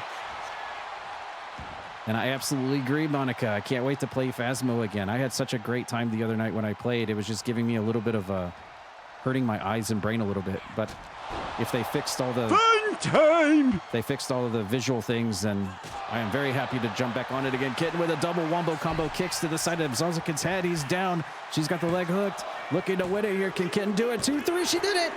Kitten for the first time ever. RE Kitten is the Kappa champion of CPW. She's done it. I believe this is her first title at CPW. She's finally done it. First time ever championship title win for RE Kitten here at CPW.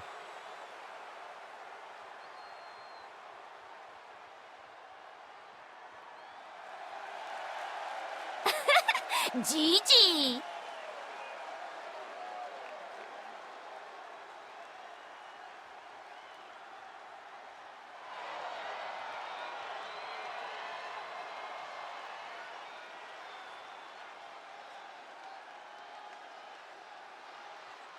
Well, one thing's for sure about the Kappa Championship, and that is she'll be back next Tuesday to defend this title belt. And I think, will Zozoken be back again to get his rematch clause? We'll have to find out next Tuesday.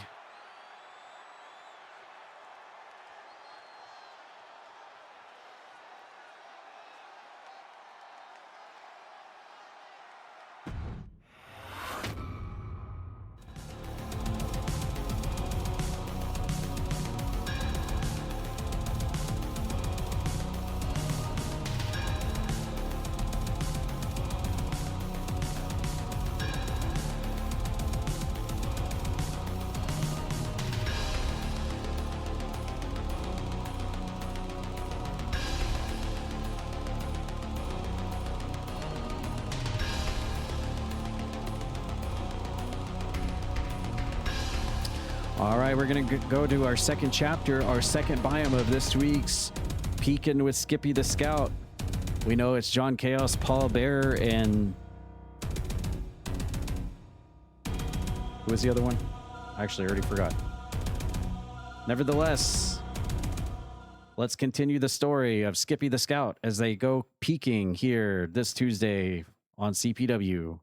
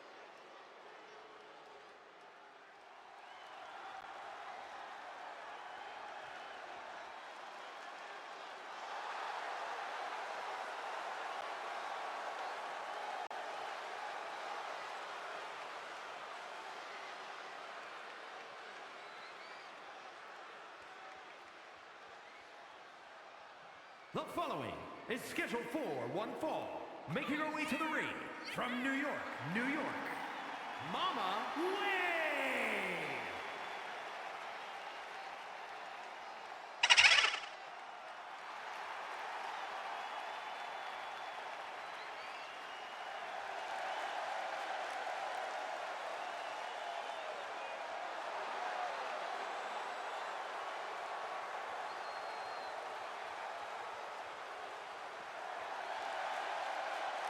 You just made the list!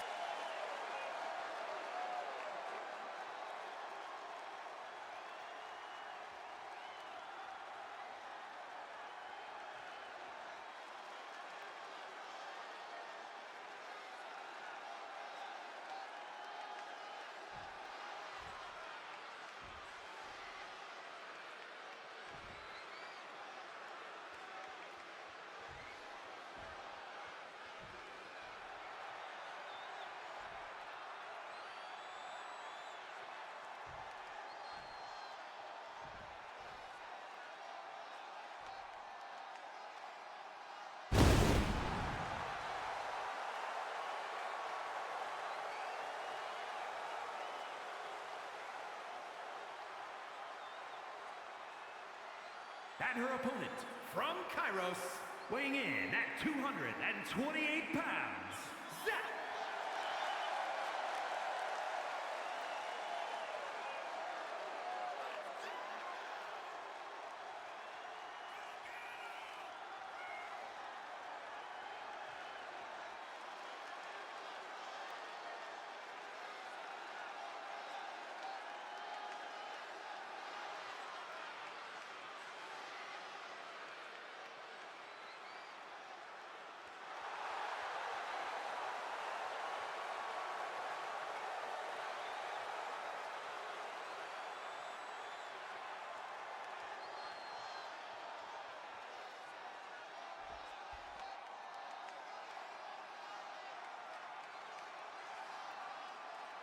It is time. It is time to clash. Oh my God.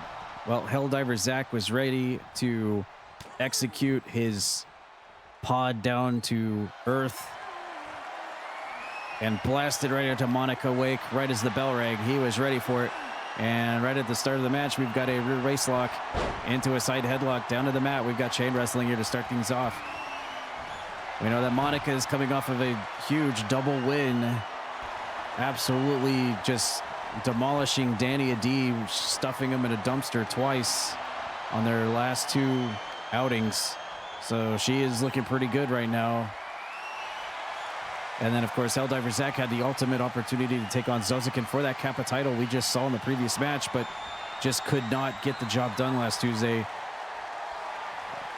A big return match here for Helldiver Zach to pick up a win and get some of that momentum back that he lost, just coming so close to defeating Zozoken for that Kappa Championship. As we have an absolute clash of styles here. It's Monica Wake versus Helldiver Zach. And we got a bear hug. She reverses out of it, trips him down to the mat, and pops him in the back of the helmet. Tries to back him up into the corner. Helldiver Zach with a knee to the stomach and throws Monica into the corner. Helldiver Zach running across the ring and a big spear into the corner. And follows it up. Nice belly-to-belly overhead suplex by Helldiver Zach, who does a little taunt. Not sure if he wants a hug or if he's taunting. One way or the other, he's set and ready for Monica. He's got her up on the shoulders, but she's fighting out of it. One begs the question if Helldiver Zach has the ultimate. He's got the ultimate safety cushion, considering he's armored from head to toe. There's no bare skin on his body. Whoa, big time move. Now that was an orbital strike off the top rope for sure. Wait, what is happening? There's some commotion happening on the stage. Helldiver. Oh my God, is that Monica Wake's publicist? Monica Wake's publicist is coming out here to. Yeah! Oh! Wait, no, I think he's going to be hired. He just distracted and flashed a photo into Helldiver Zach's face and his helmet. And Monica absolutely took the ref route in the meantime. Oh my God, there's so much happening all at the same time. Monica Wake's publicist just came out here and snapped a photo into Helldiver Zach, distracting him. But Monica couldn't quite capitalize. And look at this top rope Frankensteiner by Helldiver Zach. Big move there, as if there's no gravity at all, as the referee goes in for the cover, but Monica kicks out. The distraction from whether that was the publicist or one of Monica's paparazzi following around, waiting to get the scoop on the next novel. We don't know, but whoever he was, he tried to help her out by flashing that camera in Helldiver Zach's eyes into that visor and that helmet, but it didn't quite work all the way. Unfortunately, here comes the loaded plated forearm by Helldiver Zach out of the corner. That's one of his patented moves. And look at this. Look at, oh, he would no democracy for you, or democracy for you. Monica said, I don't think so, buddy. But it doesn't matter. He caught her anyway. Up and over, nice suplex. Taking her up and over, but Monica kicks right back up to her feet and slams Helldiver Zach into the corner. And now she screams right back at him. Foot to the throat, but Helldiver Zach counters out it. So many reversals and counters in this thing. Helldiver Zach once again going up top. What's he gonna do? Oh my God, inside out, lands on his feet. What acrobatics from Helldiver Zach, and Monica hits a rock bottom and drives Helldiver Zach into the mat too, but kicks out at 2. There's Monica springboard off the rope. Missing the Acai moonsault. And now Helldiver Zach sending her off the ropes. And Monica fires back with her own powerbomb counter. Spiking Helldiver Zach into the mat. Nice backdrop.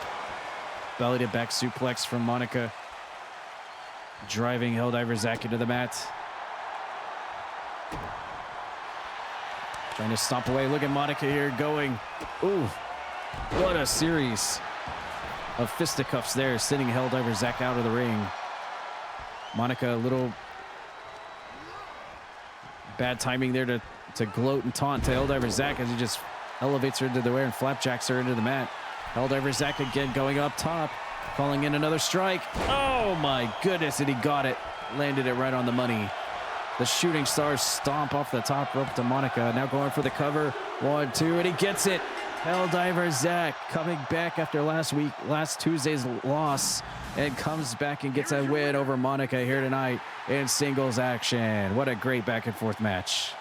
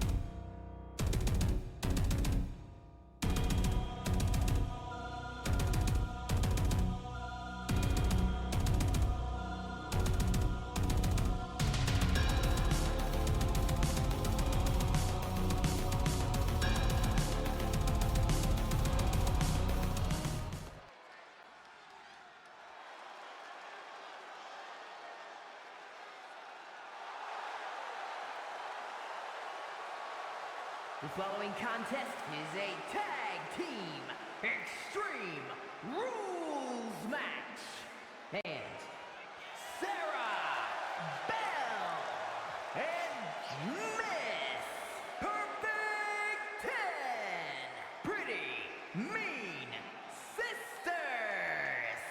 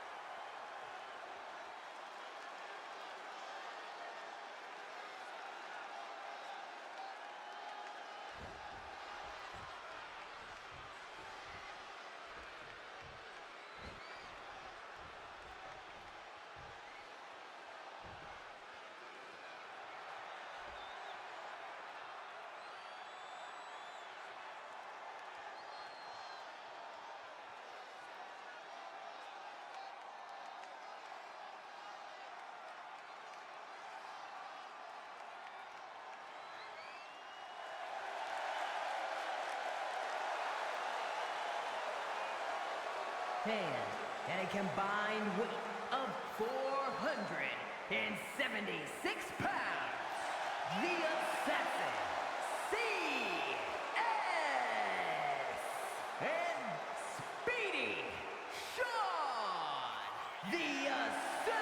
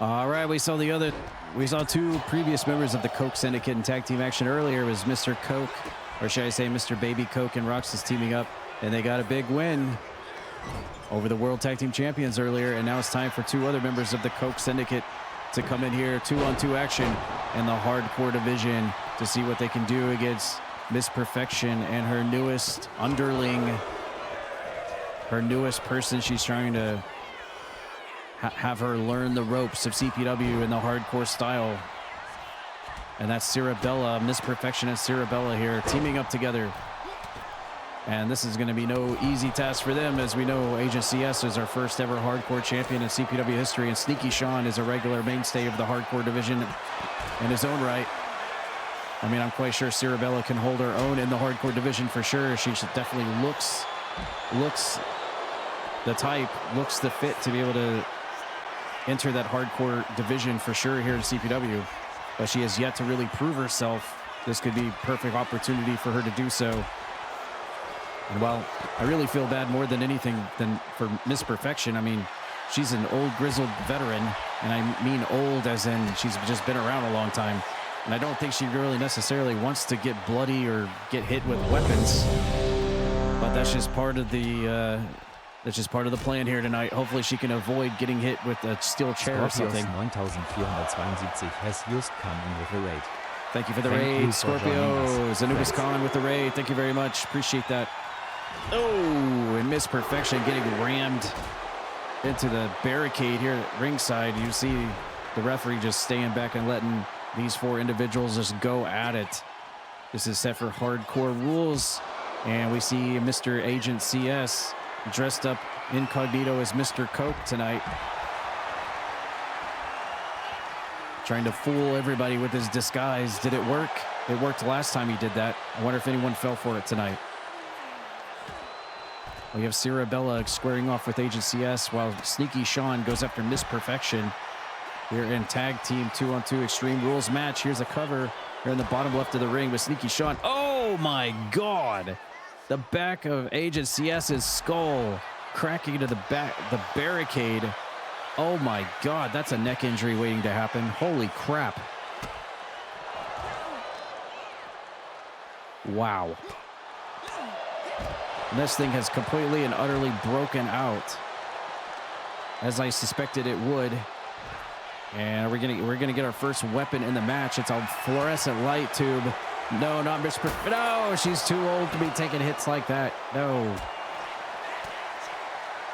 Miss Perfection getting completely cracked with a fluorescent light tube, and it shatters over her body.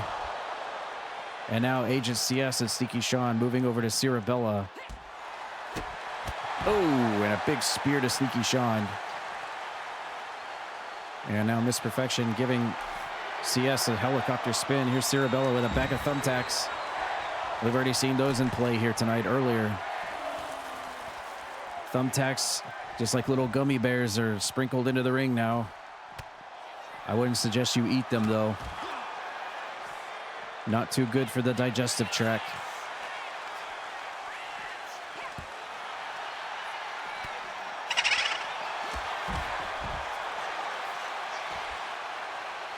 And now we got a opponent swap off here, Miss Perfection, and now Agent CS doing battle as Cirabella and Sneaky Sean square off on the other side of the ring. Mounting punches from Sneaky Sean to Cirabella. Thank you again, Scorpios, for the raid. Appreciate that. You had a little bit of a match earlier. It was kind of unfair, but hey. Aiden Gallagher be out. Aiden Gallaghering. There's a roll-up. Only a 1 count, though, on Sneaky Sean from Cirabella. Ooh, nice belly-to-back suplex from Agent CS. Agent Coke S. I see a Roxas You Suck sign in the crowd. And now Cirabella stunned and dropped into the mat. Cover here on Sneaky Sean, but she's able to kick out. I suck!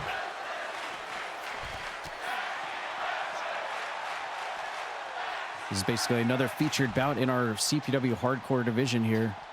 We already saw a big match earlier between Butcher Pete and Jess Moxie. And, ooh. Cirabella getting dropped on the back of her dome there by Sneaky Sean, but then he gets kicked in the side of the head. I absolutely do not blame the referee for staying 20 feet back. Just let them do what they're going to do. You don't want to get in the middle of this thing. Oh my God, running pump kick from Agent CS, and now has Cirabella. Oh my God, full Nelson German suplex right into the pin. Looking to end it here. Sneaky Sean keeping Miss Perfection away, but it doesn't matter. Cirabella kicks out anyway. Can Mr. Coke Syndicate go 2-0 tonight for his big group? And look at Agent CS setting up a table outside of the ring as Sneaky Sean goes for the cover on Miss Perfection. No, a kick out over there. Table still set. Uh-oh, Agent CS might be setting up for something here at the bottom of the screen. If we can get a camera over there. Sneaky Sean. Oh, a big blockbuster off the top rope. That was some super high risk there, but got to go behind, double go behinds. Cirabella skull hits the steel ring post. Here comes Sneaky Sean. What is this? Oh my God, the table is lit on fire, ladies and gentlemen. The table has been lit on fire here tonight in this 2-on-2 Extreme Rules match. Good God. Oh, a Falcon Arrow from Cirabella at the bottom of the screen. Miss Perfection working on Sneaky Sean. Those flames are getting hotter and hotter. Will that flaming table be put to good use here tonight? And there's a cover. I don't know how the referee can do the pin from one side of the arena to the other, but there was a kick out nonetheless. Miss Perfection, she put everything she could into that, and I don't know if she actually got it. Uh-oh. We're getting danger close to this burning table.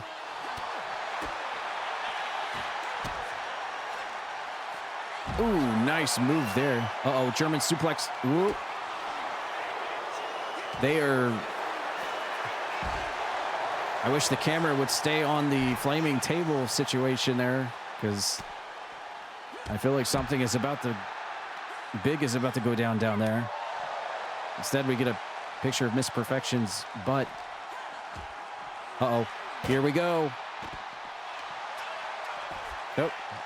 CS bounces off the flaming table. Now she goes for a cover after the fact. Did he get burnt?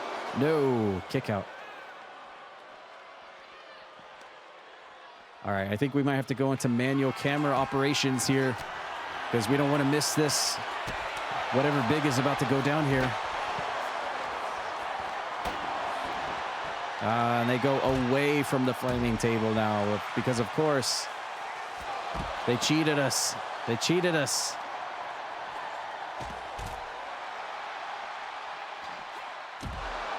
And now look at this ladies twosome here. Fighting back, getting their momentum back. Cirabella going out into the crowd. And comes right back. And now Sneaky Sean drops them both.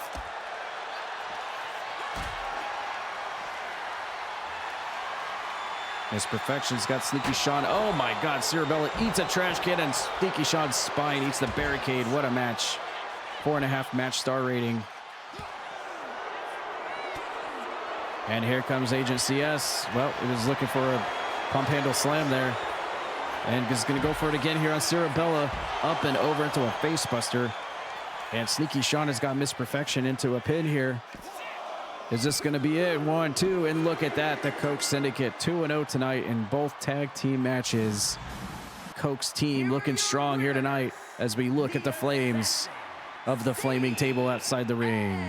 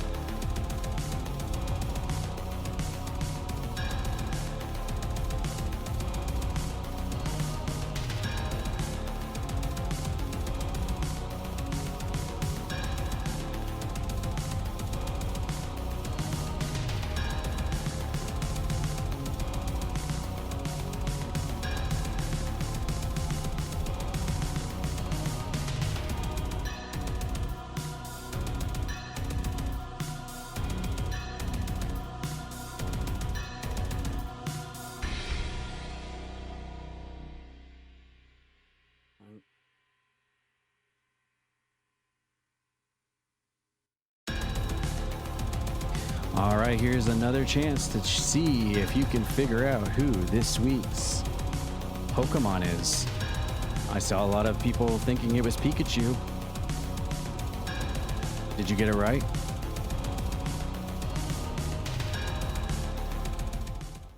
Who's that Pokemon?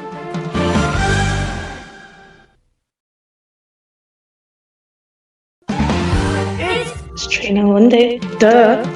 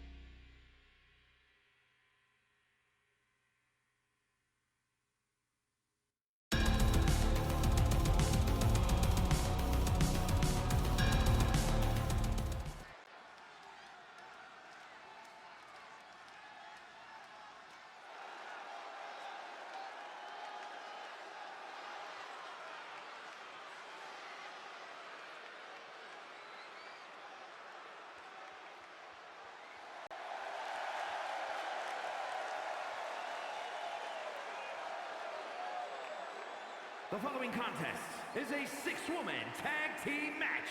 Introducing first, representing the Infiltrators. From Indianapolis, Indiana, Louis Dunn.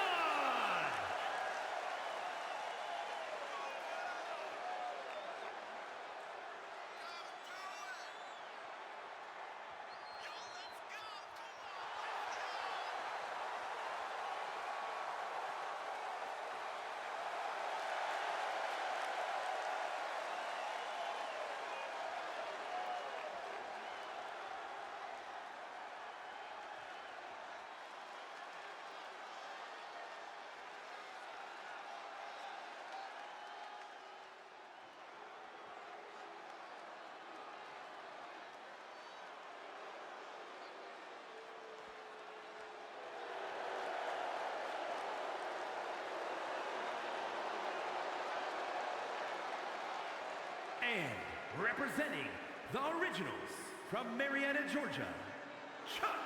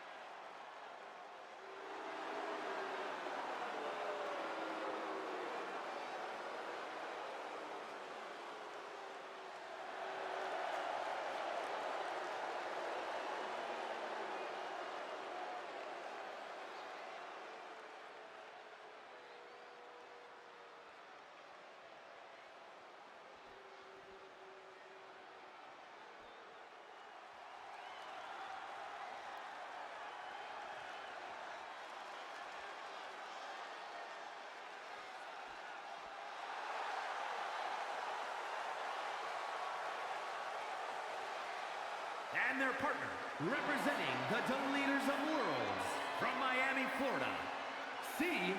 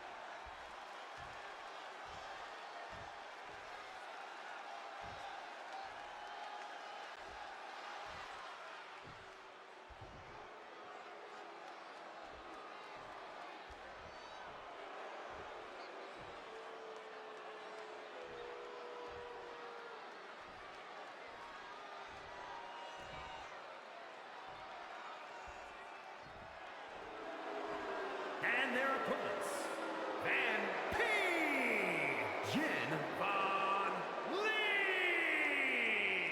and Ashterial, the Triangle of Terror.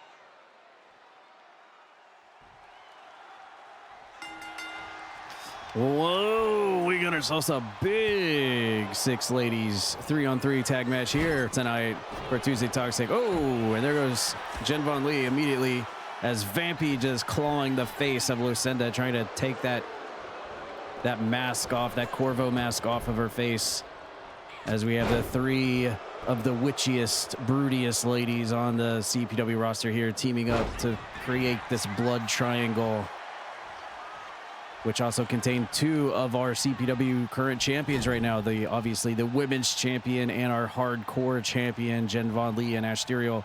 Vampie, previously the Kappa champion as well, as they team up together as a trifecta, as a triangle, a bloody triangle to take on the collective forces of Lucinda, Choc, and the first ever women's champion of CPW, and the return to normal Celestia.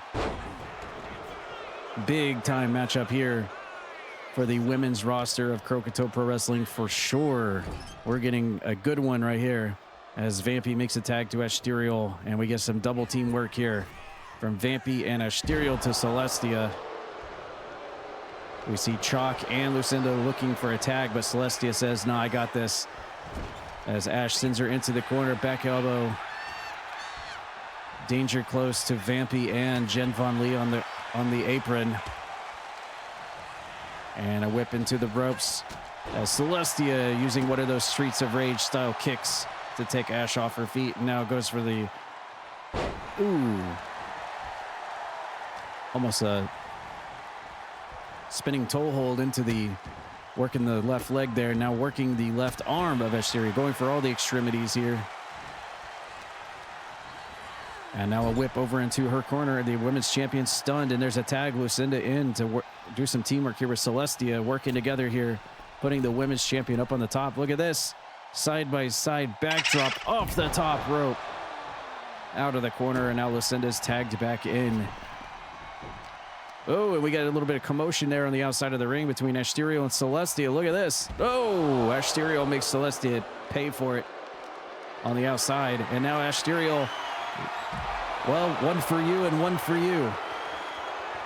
Ashterial doesn't care. She is throwing her dominance around as the queen of the women here in CPW here tonight. And Lucinda says, go over there. You're in timeout. Go to the corner. And now some punches here on the outside of the ring. We certainly don't want a match of this caliber to end in count out. So let's get back into the ring, ladies, shall we? Lucinda trying her best to, get back in the ring. Come on, come on. Lucinda, get in the ring. Lucinda, get in the ring. Lucinda, get in the ring. Okay, good. How about we just stay in the ring for the rest of the match? How's that sound?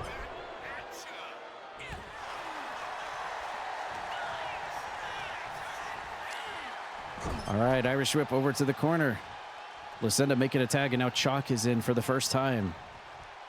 And let's not forget, Choc has got a pinfall victory over Ashterial back on the, I believe it was the Twitch front page stream episode of CPW. Choc picked up the win over Ashterial in non-title singles action. And now Ash throwing Choc over back into the witch's corner. Shoot, it almost looks like Choc would be a shoe to fit in if they wanted to expand that triangle to a square, a blood square. I don't know if that has the same ring to it, a blood square rather than a blood triangle, but hey, Choc would be a perfect fit for it, I would say, if they wanted to expand their forces. But she must be from a rival witch's cult. Choc must be she's from the Forsaken cult. They're rival cults, you see. They don't see eye to eye. From a different coven, if you will. As Choc gets thrown onto her face into the ring mat. Ash now setting up. Low drop kick.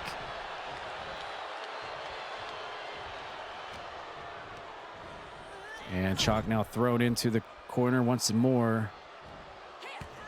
And she reverses out of an Ashterial attempt. Rear waist lock, but Choc counters out of it. This is like a main event showcase of the ladies of Croakitoad Pro Wrestling for reals right here. Ash tags out to Vampie, two-time Kappa champion in CPW. And now Choc getting thrown off the ropes. Vampie with the leapfrog, ducks under, and missing a drop kick. Unfortunately, Choc rolls right through it. And now I believe everybody, well, I don't think Jen Von Lee has been tagged in yet. Everybody else has had some time to shine in this thing. Ooh, power bomb from Choc onto Vampie. Going for lateral press, but she immediately kicks out. Only a few more matches left on our show this week. Thanks everyone again for tuning in and checking out the show. Hope you guys have enjoyed the brand new loading screens and of course the comic book strip behind the scenes segments that we've had so far. We do have one more chapter of the Peak journey with Skippy the Scout this week. We'll be showing off an impaler DDT from Vampie, one of her finishing moves, and there's Celestia right in to make the save. Bad ring placement there. And there's a tag, Jen Von Lee in for the first time now. Our current reigning CPW Hardcore champion. And she sends, oh wow, Choc getting double bonked in the corner. Like a pinball. And Jen Von Lee getting reversed. Choc taking a second to catch her breath. Reverse Irish whip over to the other side now. And Choc reverses out of that one. Running shoulder block. Looks like Choc might be tagging out. In comes Lucinda again. Nice move from Jen with the Luthez press. Popping the side of Lucinda's face Corvo mask. We obviously know that one of our remaining matches tonight will be the rematch from last Tuesday. It'll be AJ Jacobs going one-on-one with Queen Savi in a no disqualification match. After what happened last Tuesday, we haven't forgotten about that one. That will be happening here tonight. And I'm also hearing we will see the World Heavyweight Champion Spinny in action tonight in non-title.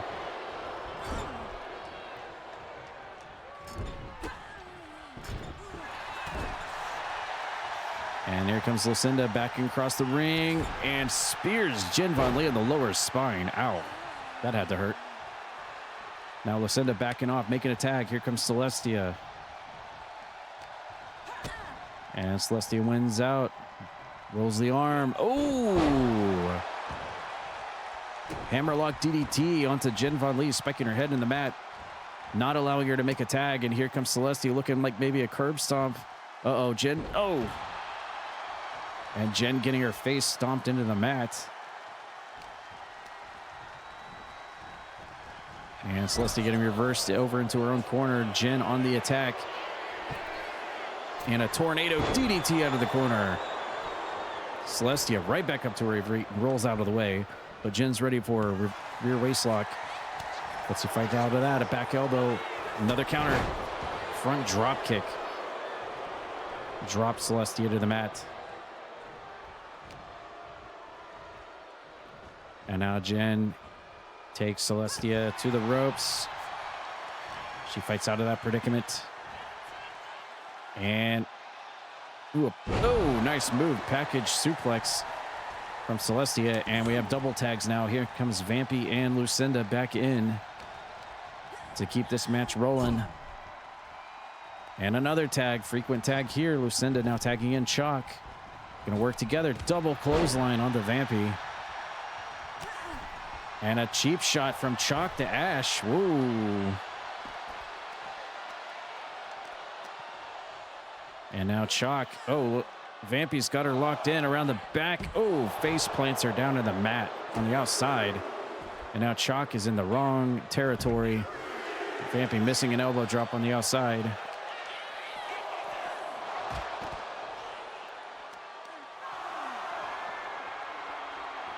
Here comes Choc up on the shoulder and a Oklahoma Stampede. Back to a 6 again. We might want to get back into the ring, ladies. There we go. Nice. Vampie and right back to the apron again. Choc says no. Stay in the ring. I agree. Let's stay in the ring. Scoop slam from Vampie, who immediately exits the ring again. Tag made. Here comes Lucinda now. Running clothesline takes her down. Go behind from Vampie. And side Russian leg sweep by Vampie. And now popping away at Lucinda while she's down on the mat. Another scoop slam.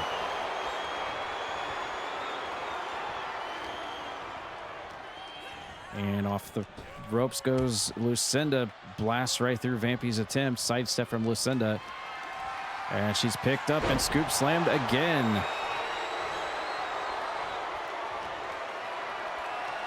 Now up on the shoulders. And flapjacks her. Vampie thinks she's done enough. Here comes Ashterial and here comes Celestia. First ever women's champion against current women's champion. In fact, I believe there's only been 3 ladies to even hold the title belt. There's been Celestia to Spinny to Ash, I believe.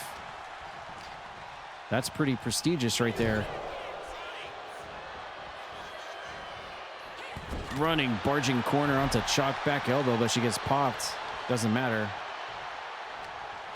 And now Ash reverse Irish whip to Choc. And she gets rotated. Pops her in the back of the head. And Ash drop face first into the turnbuckle pad. She's busted open. The blood has started to flow from the blood triangle from the women's champion Ashterial as she gets whipped over to the other side. And Choc getting, oh my God, getting her foot stomped and a nice lethal combination, getting clotheslined. And now Vampie's in. Basement drop kick. Onto Choc, who I believe might want to get a tag out on this thing. Barges into the corner with a clothesline. Looks like she's going to do just that. Makes a tag to Celestia. Nice double dodges. Celestia and Vampie have a very similar style. Very quick, very agile. And here's Vampie. Oh, rotates her inside out. And Choc, well, she couldn't connect on the breakup there, but did make the save, so that's good. Match continues. From Celestia throwing Vampie into the corner, but she backs out of it. And a cheap shot from Choc. So many cheap shots in this match. You can tell the intensity in this thing is ramped up big time. The competitiveness here at the tip-top part of our women's division at CPW is at its peak for sure. And here comes Celestia all tied up in the corner and getting spiked with the impaler out of the corner. Rope assisted by Vampie. Now goes for the cover. And now Lucinda's going to come in and make the save.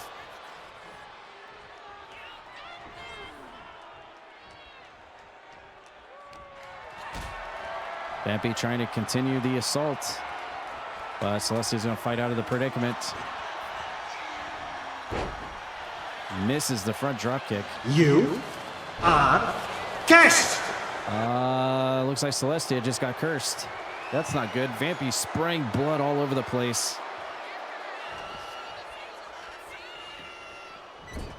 And now Celestia is in big trouble. No, she fights out of it. Getting countered again. Vampie now going to roll her up. Inside out into the roll-up. No, does not go for the cover that time.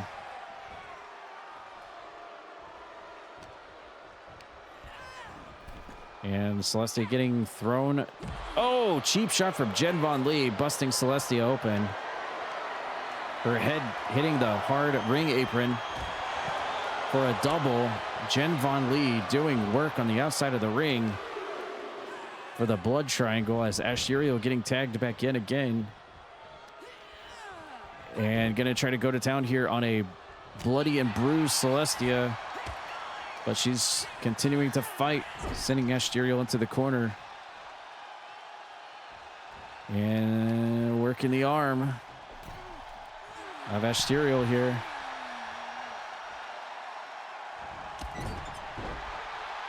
He drops her down, props her into the corner, and some foot scrapes to the bloody wound of Ashterial's forehead. That's not going to help her matters any. On that injury there, the blood is coming down her face like crazy. Here comes Celestia, running forearm shot. Drops a knee. Tag made. Lucinda's back in. Lucinda looking like may have a finisher here. Here she goes. Oh, she just stole Ashterial's old choke move. Lucinda the Thief just stole the move with stealthiness, but Vampie comes in to make the save. Of all the people to do that, it certainly would be Lucinda. The rogue to steal the move from Ashterial, her own move, and try to choke her out with it. Didn't quite work, though. As Ash trying to press Lucinda into the corner, choke her out with the foot. Got her up. And look at Lucinda. Drops her with the suplex. Gets right back up to her feet. Leaping tag made. Jen Von Lee's now in. Great match here. Up and over. Jen Von Lee with a sliced bread on the Lucinda.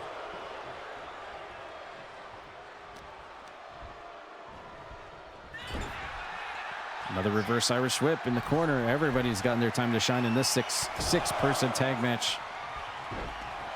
Jen shoving Lucinda out of the corner. And a whip over to the other corner. But Jen fights out of it. Rear waist lock. Reverse DDT, and Lucinda tag made a Choc now. Choc wins out. Toe kick on Jen.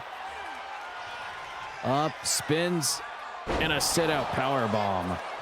Great ring positioning, too, unless Jen can reach out of that rope. And Ash misses her target. She leg drops Lucinda instead of making the save. But it's okay because Jen kicks out anyway. And now we're back outside the ring again. Here comes Choc. No, Jen reverses out of it.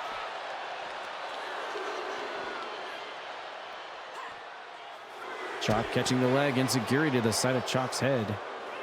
Barely phases her, though. And now Jen throws Choc back into the ring.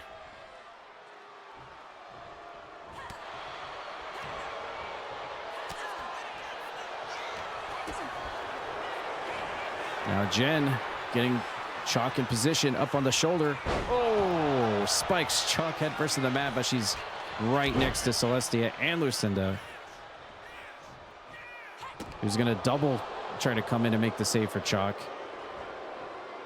And Jen backs up to, well, changed her mind. Looked like she was maybe going to tag out, but decides against it. Now gets Choc ready. Neck breaker. And now Jen getting Choc in position. Nice. Swinging neck breaker.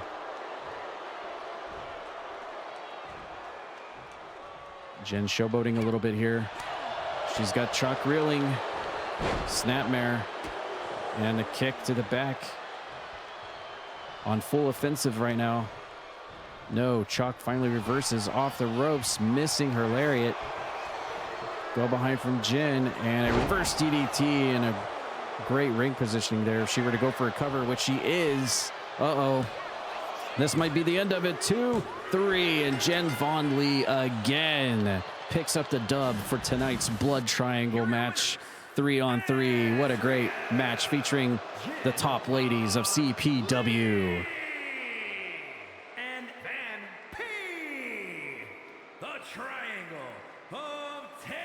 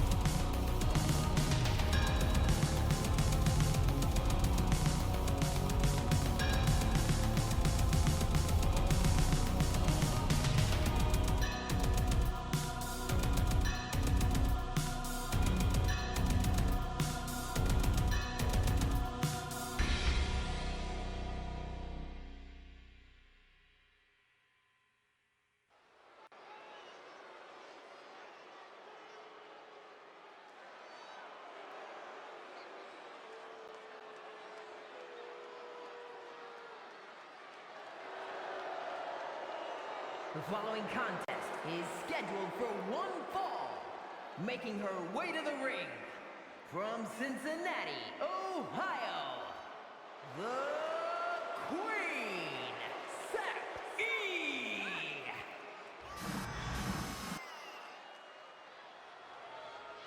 Wait. AJ, what are you doing?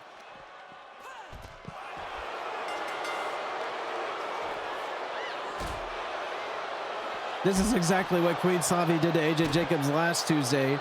And AJ Jacobs, who's supposed to be the superhero and bastion of everything that is good in CPW, does the same exact thing here tonight, trying to get one up over Queen Savi after what happened last Tuesday. And, well, I guess we can say it didn't quite pan out as well as it did last Tuesday, because this is a no disqualification falls count anywhere match. And our camera is spazzing the hell out as Queen Savi immediately going for a table here. I'm not sure what is going on with our camera. What the heck? Side backbreaker from AJ Jacobs. A table already in play in this match. Cover made early on.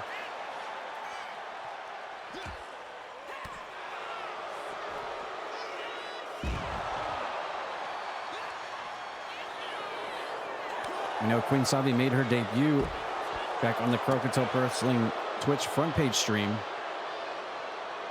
defeating Q Raider in that steel cage match, and then last Tuesday was set to battle AJ Jacobs one-on-one, but came out here and ambushed him, which caused a match stoppage, which led to us to have a rematch. And look at Queen Savi going for thumbtacks. We've got a table and thumbtacks already. All right, our camera has finally been fixed. That's good. I was about to get seasick there for a second. And now we're back on the other side of the ring. Tonight's event has been very violent and extreme. I'd almost say it was sponsored by ECW tonight. Man, there's been so many weapons and hardcore matches tonight.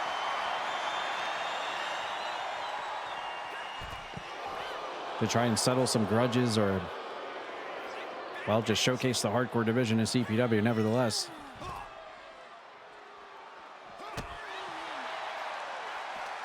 That's the third time tonight our announce table has been... Oh, no. Is AJ Jacobs going to do it? Oh, my God. Is he... Oh. Uh-oh. Here he goes. Oh, he's going to go all the way top. Oh, my God. Did she catch him? Oh, she caught him. Whoa. Queen Savi into the roll-up. It's Queen Savi onto AJ Jacobs, but only a 1 count.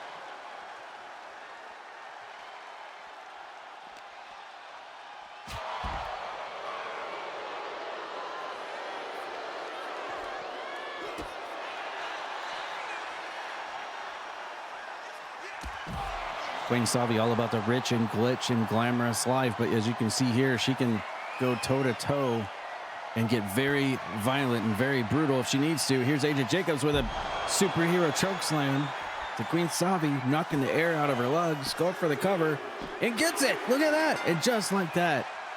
Wow, he completely knocked her out with that chokeslam at ringside. AJ Jacobs comes right back and gets his win after what happened to him last Tuesday in a very quick match.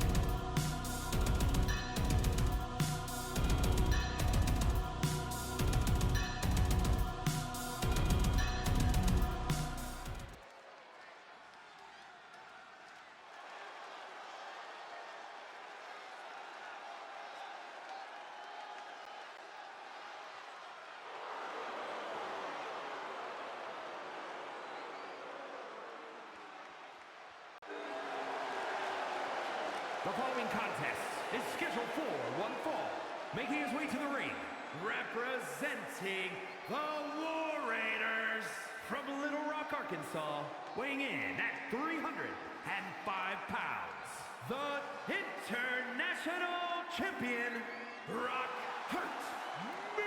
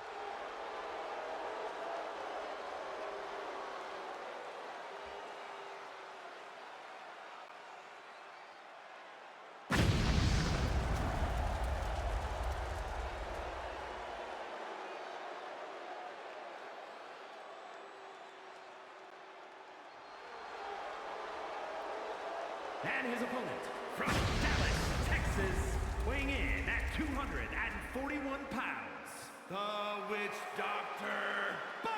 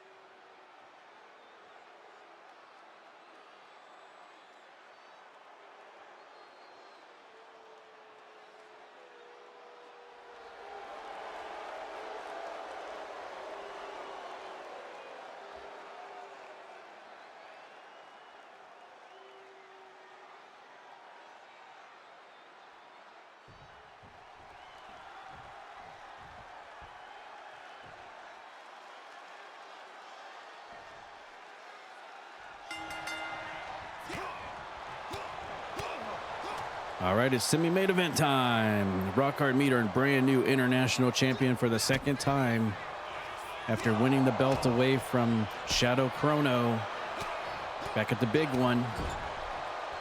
Looking to go toe-to-toe here in non-title action against the former World Heavyweight Champion, Wizard Boz. We'll see if the rock-hearted one can continue his reign of dominance now that he has got that strap around his waist once again. Or will Wizard Boz come in here out of nowhere and get the win over the big man?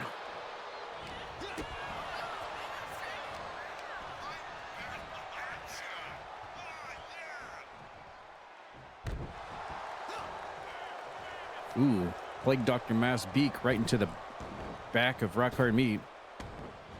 Definitely did its damage off the ropes. And Rock Hard Meat just pancakes him into the mat. Only one match remaining here tonight. That's our main event, featuring our World Heavyweight Champion of CPW, Spinny, will be in action. Coming up next. Nice combination from Wizard Boz as he goes for the lateral press. Only gets a 1 count out of Rock Hard Meat.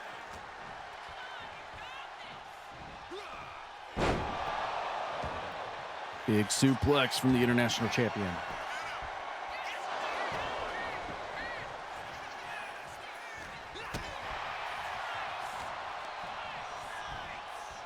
Go behind from Rock Hard Meat. Wizard Boss is up and a reverse atomic drop. Right back down again into another pinfall attempt.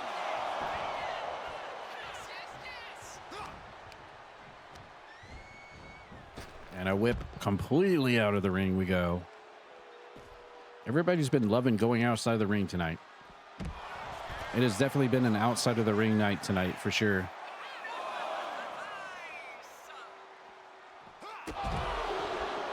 Nice spin wheel kick from Wizard Boss. Measured and ready, but Rock Hard Meat's right back on him. Powerbomb position. Oh, and Wizard Boss's head clips the ring apron from the outside. Yes, perhaps that's what it is. Everyone wanted to show off the new design for CPW's Tuesday Night Toxic here tonight.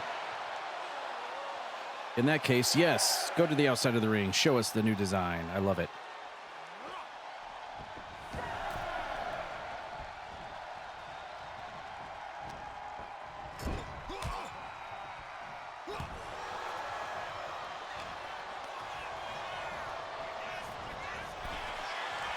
First, we will have tonight's results posted up on the CPW area in our Discord, as well as some screenshots. I always love taking screenshots throughout the duration of our event, so you can check that out. And I will let you guys know who's here live watching that when you go to the exclamation CPW on the website, oh, hold that thought. Rock Hard Meat was already blinded, stunned, but now he's blinded by the unusual substance of Wizard Boss, and he almost gets the win with it. Wow. Some kind of weird toxin or poison that came from Wizard Boss's pouches, and he spit it into Rock Hard Meat's face, and he almost got the win utilizing that, but not quite enough. But yes, when you go to the exclamation CPW page on I almost said Zomspawn. Wow. Croakitoad.com. After tonight, I believe that when you go through sort through the roster part of that page, you will be able to click on everybody's name on the roster and be able to see their transition biography slider that you see on the intermission screens. So everybody will have basically a biography page on the website based on their slider that you see in between the matches. Every person will have a linkable link to their biography image. And we'll be also posting news about this month's pay-per-view event, which we didn't get last year because I was away on a trip to Detroit for my tornado interview. So we didn't have a May special event for CPW last year. This year, we will be getting it the last Tuesday of May. We'll have news and details about that, as Wizard Boss and Rock Hard Meat are going after each other here, and Wizard Boss has got a glorious DDT finisher ready for him. Up and spikes him. That is a finisher from Wizard Boss, but is it enough to put away the big man, the international champion here, non-title? 2, 3, and it is. Wizard Boss clears the big giant boulder of a man, Rock Hard Meat, tonight in non-title action. What does that say for the future of the IC belt? Does Wizard Boss get a crack at the belt now? I don't know. We'll have to find out. Kept you waiting, huh?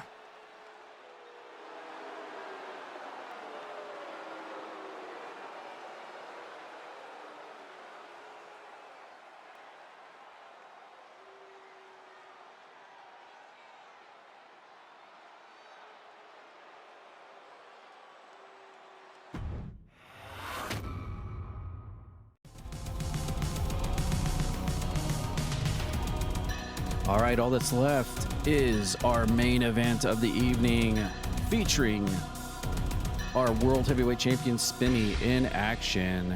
And that'll do it for us tonight. But we still have one more chapter to go on our adventure with Skippy the Scout, going through the peaking, through the mountains. So let's go over there for our third and final chapter of the night to see how Skippy the Scout is doing with Paul Bearer, Gumby Vince, and John Chaos. Did they reach the peak? Did they actually peak? Let's find out. But first, one last chance to figure out who this week's Pokemon is. Did you figure it out? I don't think it's Pikachu. Who's that Pokemon?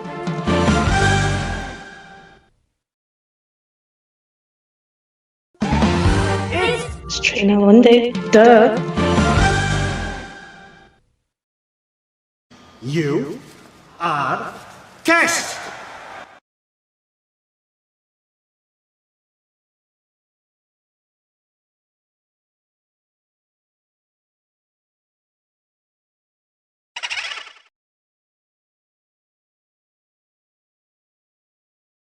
You are guest.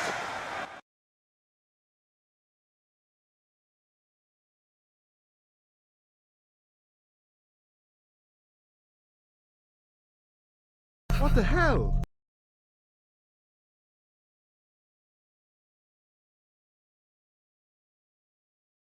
You're fired! What?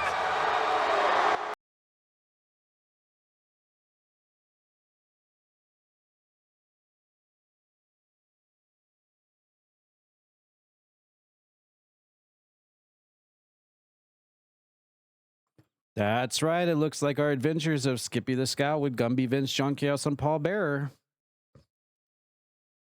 They still have the caldera left to traverse and the final area. We'll have to tune in next Tuesday to see if they actually make it. Will they actually peak? 2 biomes left to go in this 2-part series.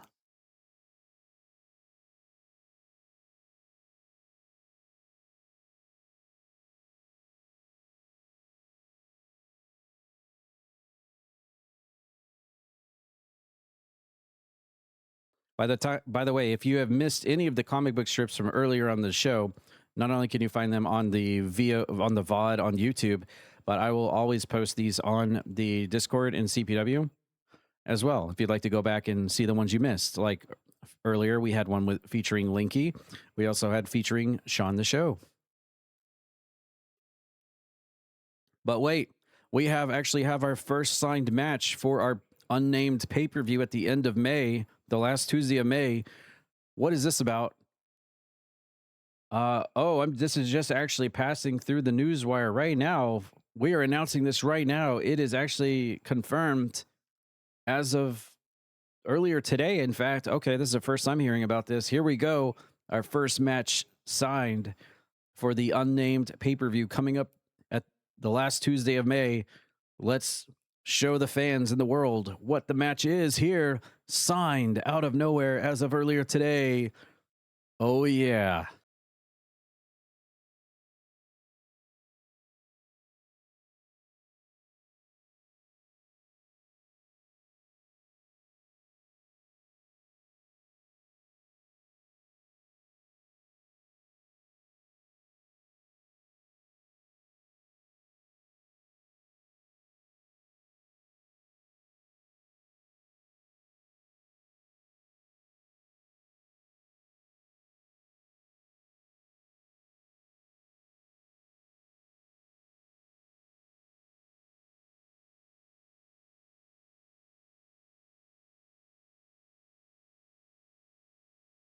I'm hot and you're not.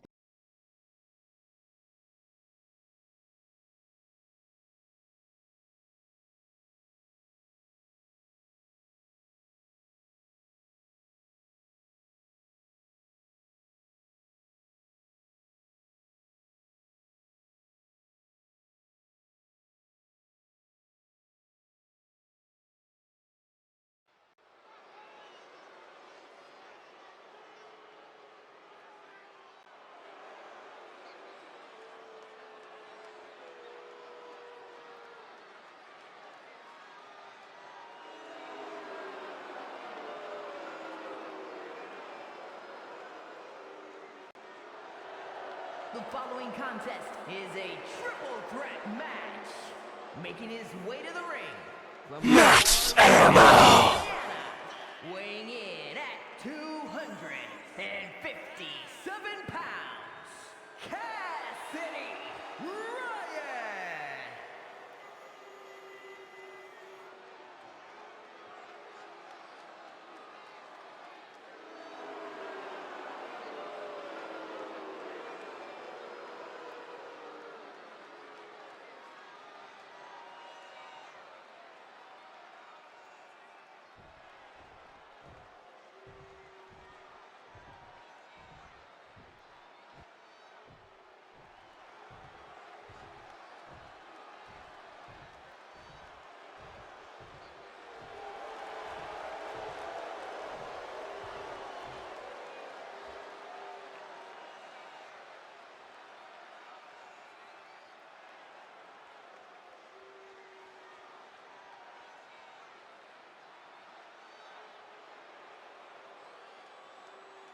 And his opponents, first, representing Wolfpack from Baltimore, Maryland, weighing in at 241 pounds, Psycho T!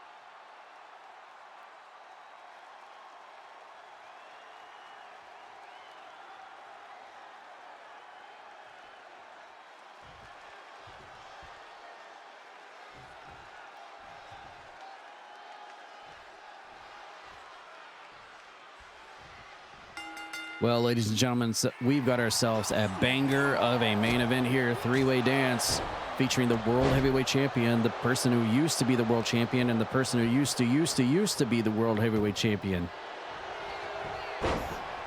Spinny, the current champ, she beat Psycho T to become the champ, and Psycho T beat Cassidy Ryan for him to become champ. So we got ourselves quite the triangle here, and I don't mean blood triangle. This is a set for a first falls match. Lots of bragging rights on the line on this one. A lot of people feel like Psycho T should deservedly get a one-on-one rematch clause for the belt, but I mean, if we look back, did Cassidy Ryan ever get a one-on-one rematch clause against Psycho T for the belt? So I don't know. There's a lot of discussion here about what should happen. Nevertheless, Spinny is the first ever woman to ever become World Heavyweight Champion in CPW history, defeating Psycho T at the big one 2 weeks ago. And once again, we're going outside the ring for hardcore weapons. It has been definitely an ECW night tonight, that's for sure. And there you see the female of the match, Spinny, dropping the thumbtacks, the world champion, doing what she... Oh, Psycho T was trying to go for that soul sucker. And Cassidy Ryan completely dips out of the ring and says, hell no. I don't blame him. Oh, big move from Spinny. Missile dropkick to the outside.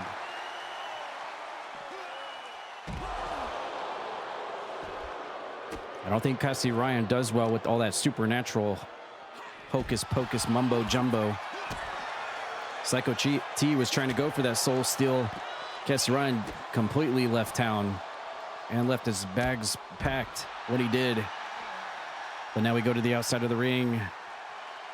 No rules in this thing. Weapons are allowed. No countouts. First falls will pick up the win or tap out to end off our night here tonight in our main event of the evening.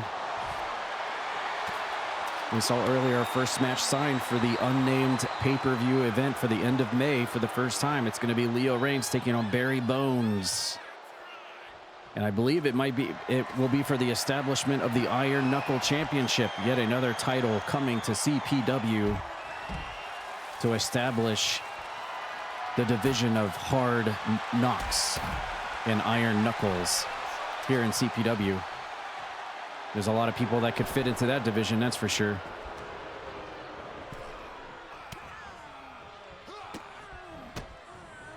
Of course, more matches will be added and listed to that event as we draw closer. Specifically next Tuesday, I feel like there's going to be a lot of stuff going down.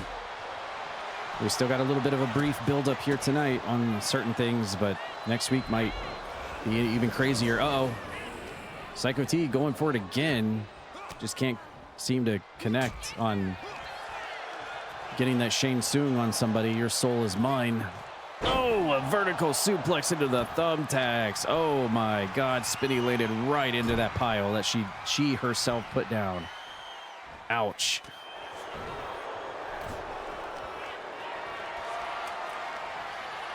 Now, Psycho T, no stranger to hardcore and violence. I mean, he is a two-time hardcore champion. He knows this match style very, very well.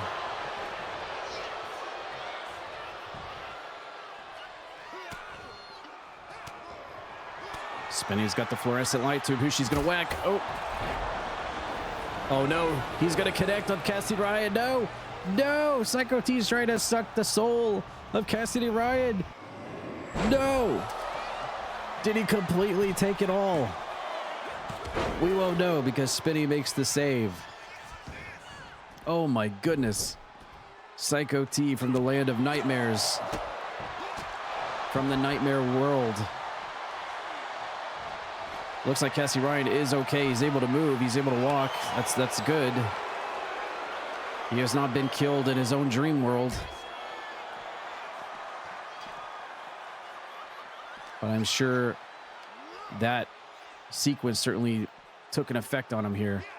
Ooh, Spinning getting dropped on the back of her head as Psycho T raising the magical claw to the crowd. And uh-oh, Cassidy Ryan swung for a wrench and he missed as he smacks into the side of our sponsors on the guardrail.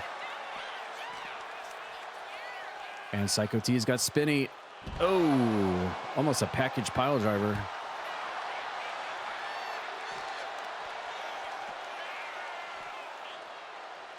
Oh, and now back of Cassidy Ryan's neck landing on the barricade. Psycho T, the only man standing right now. As this fight escalates here in the corner. And now Cassidy Ryan taking some time to be our resident casshole of CPW.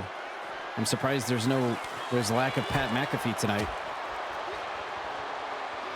Running clothesline for Psycho T takes Cassidy Ryan off his feet.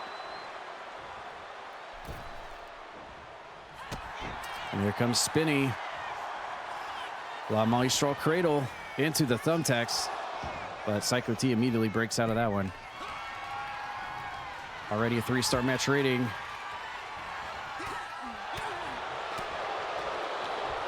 You just made the list. I feel like this is the epitome of I know a guy who knows a guy who knows a guy when it comes to the CPW World Championship. Let's talk about that glow up of all the title belts, by the way. Holy moly. We got the CPW Tuesday Toxic glow up of the arena here tonight. We got the CPW glow up of all the championship belts, which we will have new graphics on the Exclamation CPW webpage as well to update and reflect upon that.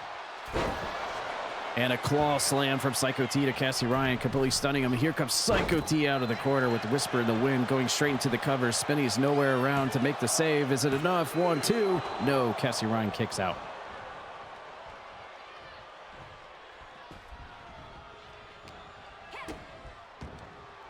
And Spinny's got, nope, never mind. Oh, back body dropped into her own thumbtacks again. And now Psycho T's got that claw, that razor sharp claw cinched into the head of Cassie Ryan.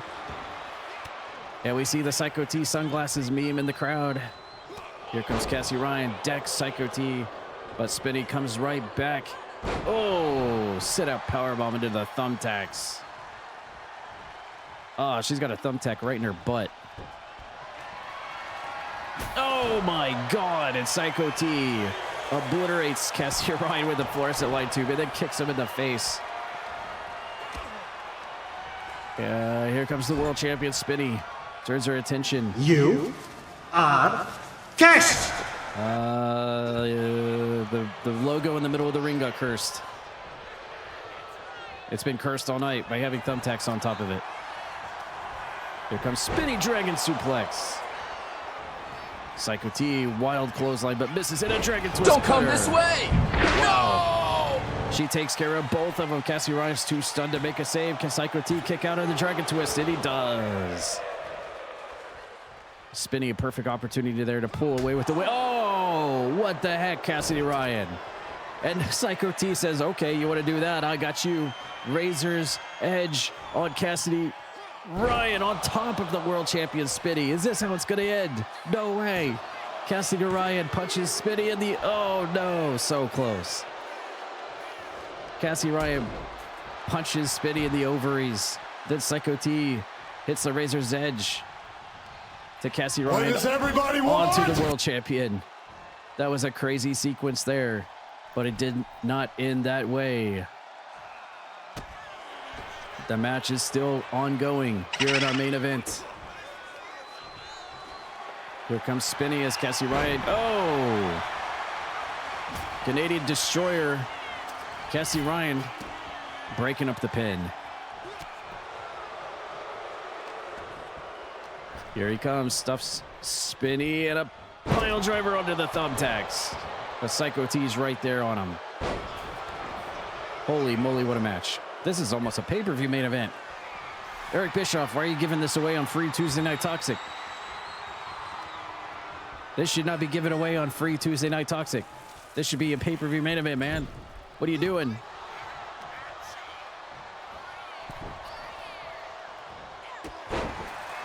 Drop kick to the leg. Uh-oh, Cassie Ryan. He's got her up, leg hooked. Perfect plex into the thumbtacks. Oh, man. Nasty. Here comes Psycho T now. Oh, Samoa drop into the thumbtacks. Jesus, everyone has got thumbtacks in every crack and crevice. Psycho T getting the win here tonight in the three-way first falls match. What a match. That was a great match.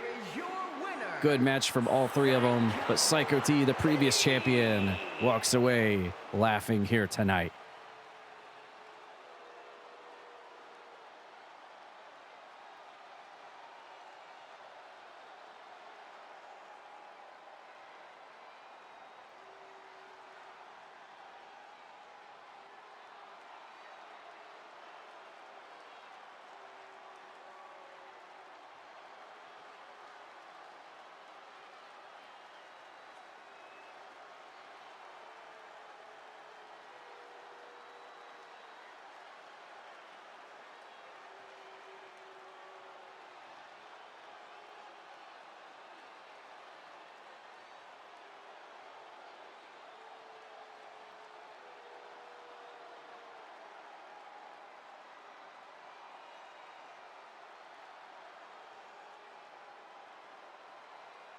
Well, thank you guys so much for tuning in and watching tonight. What a great show we had.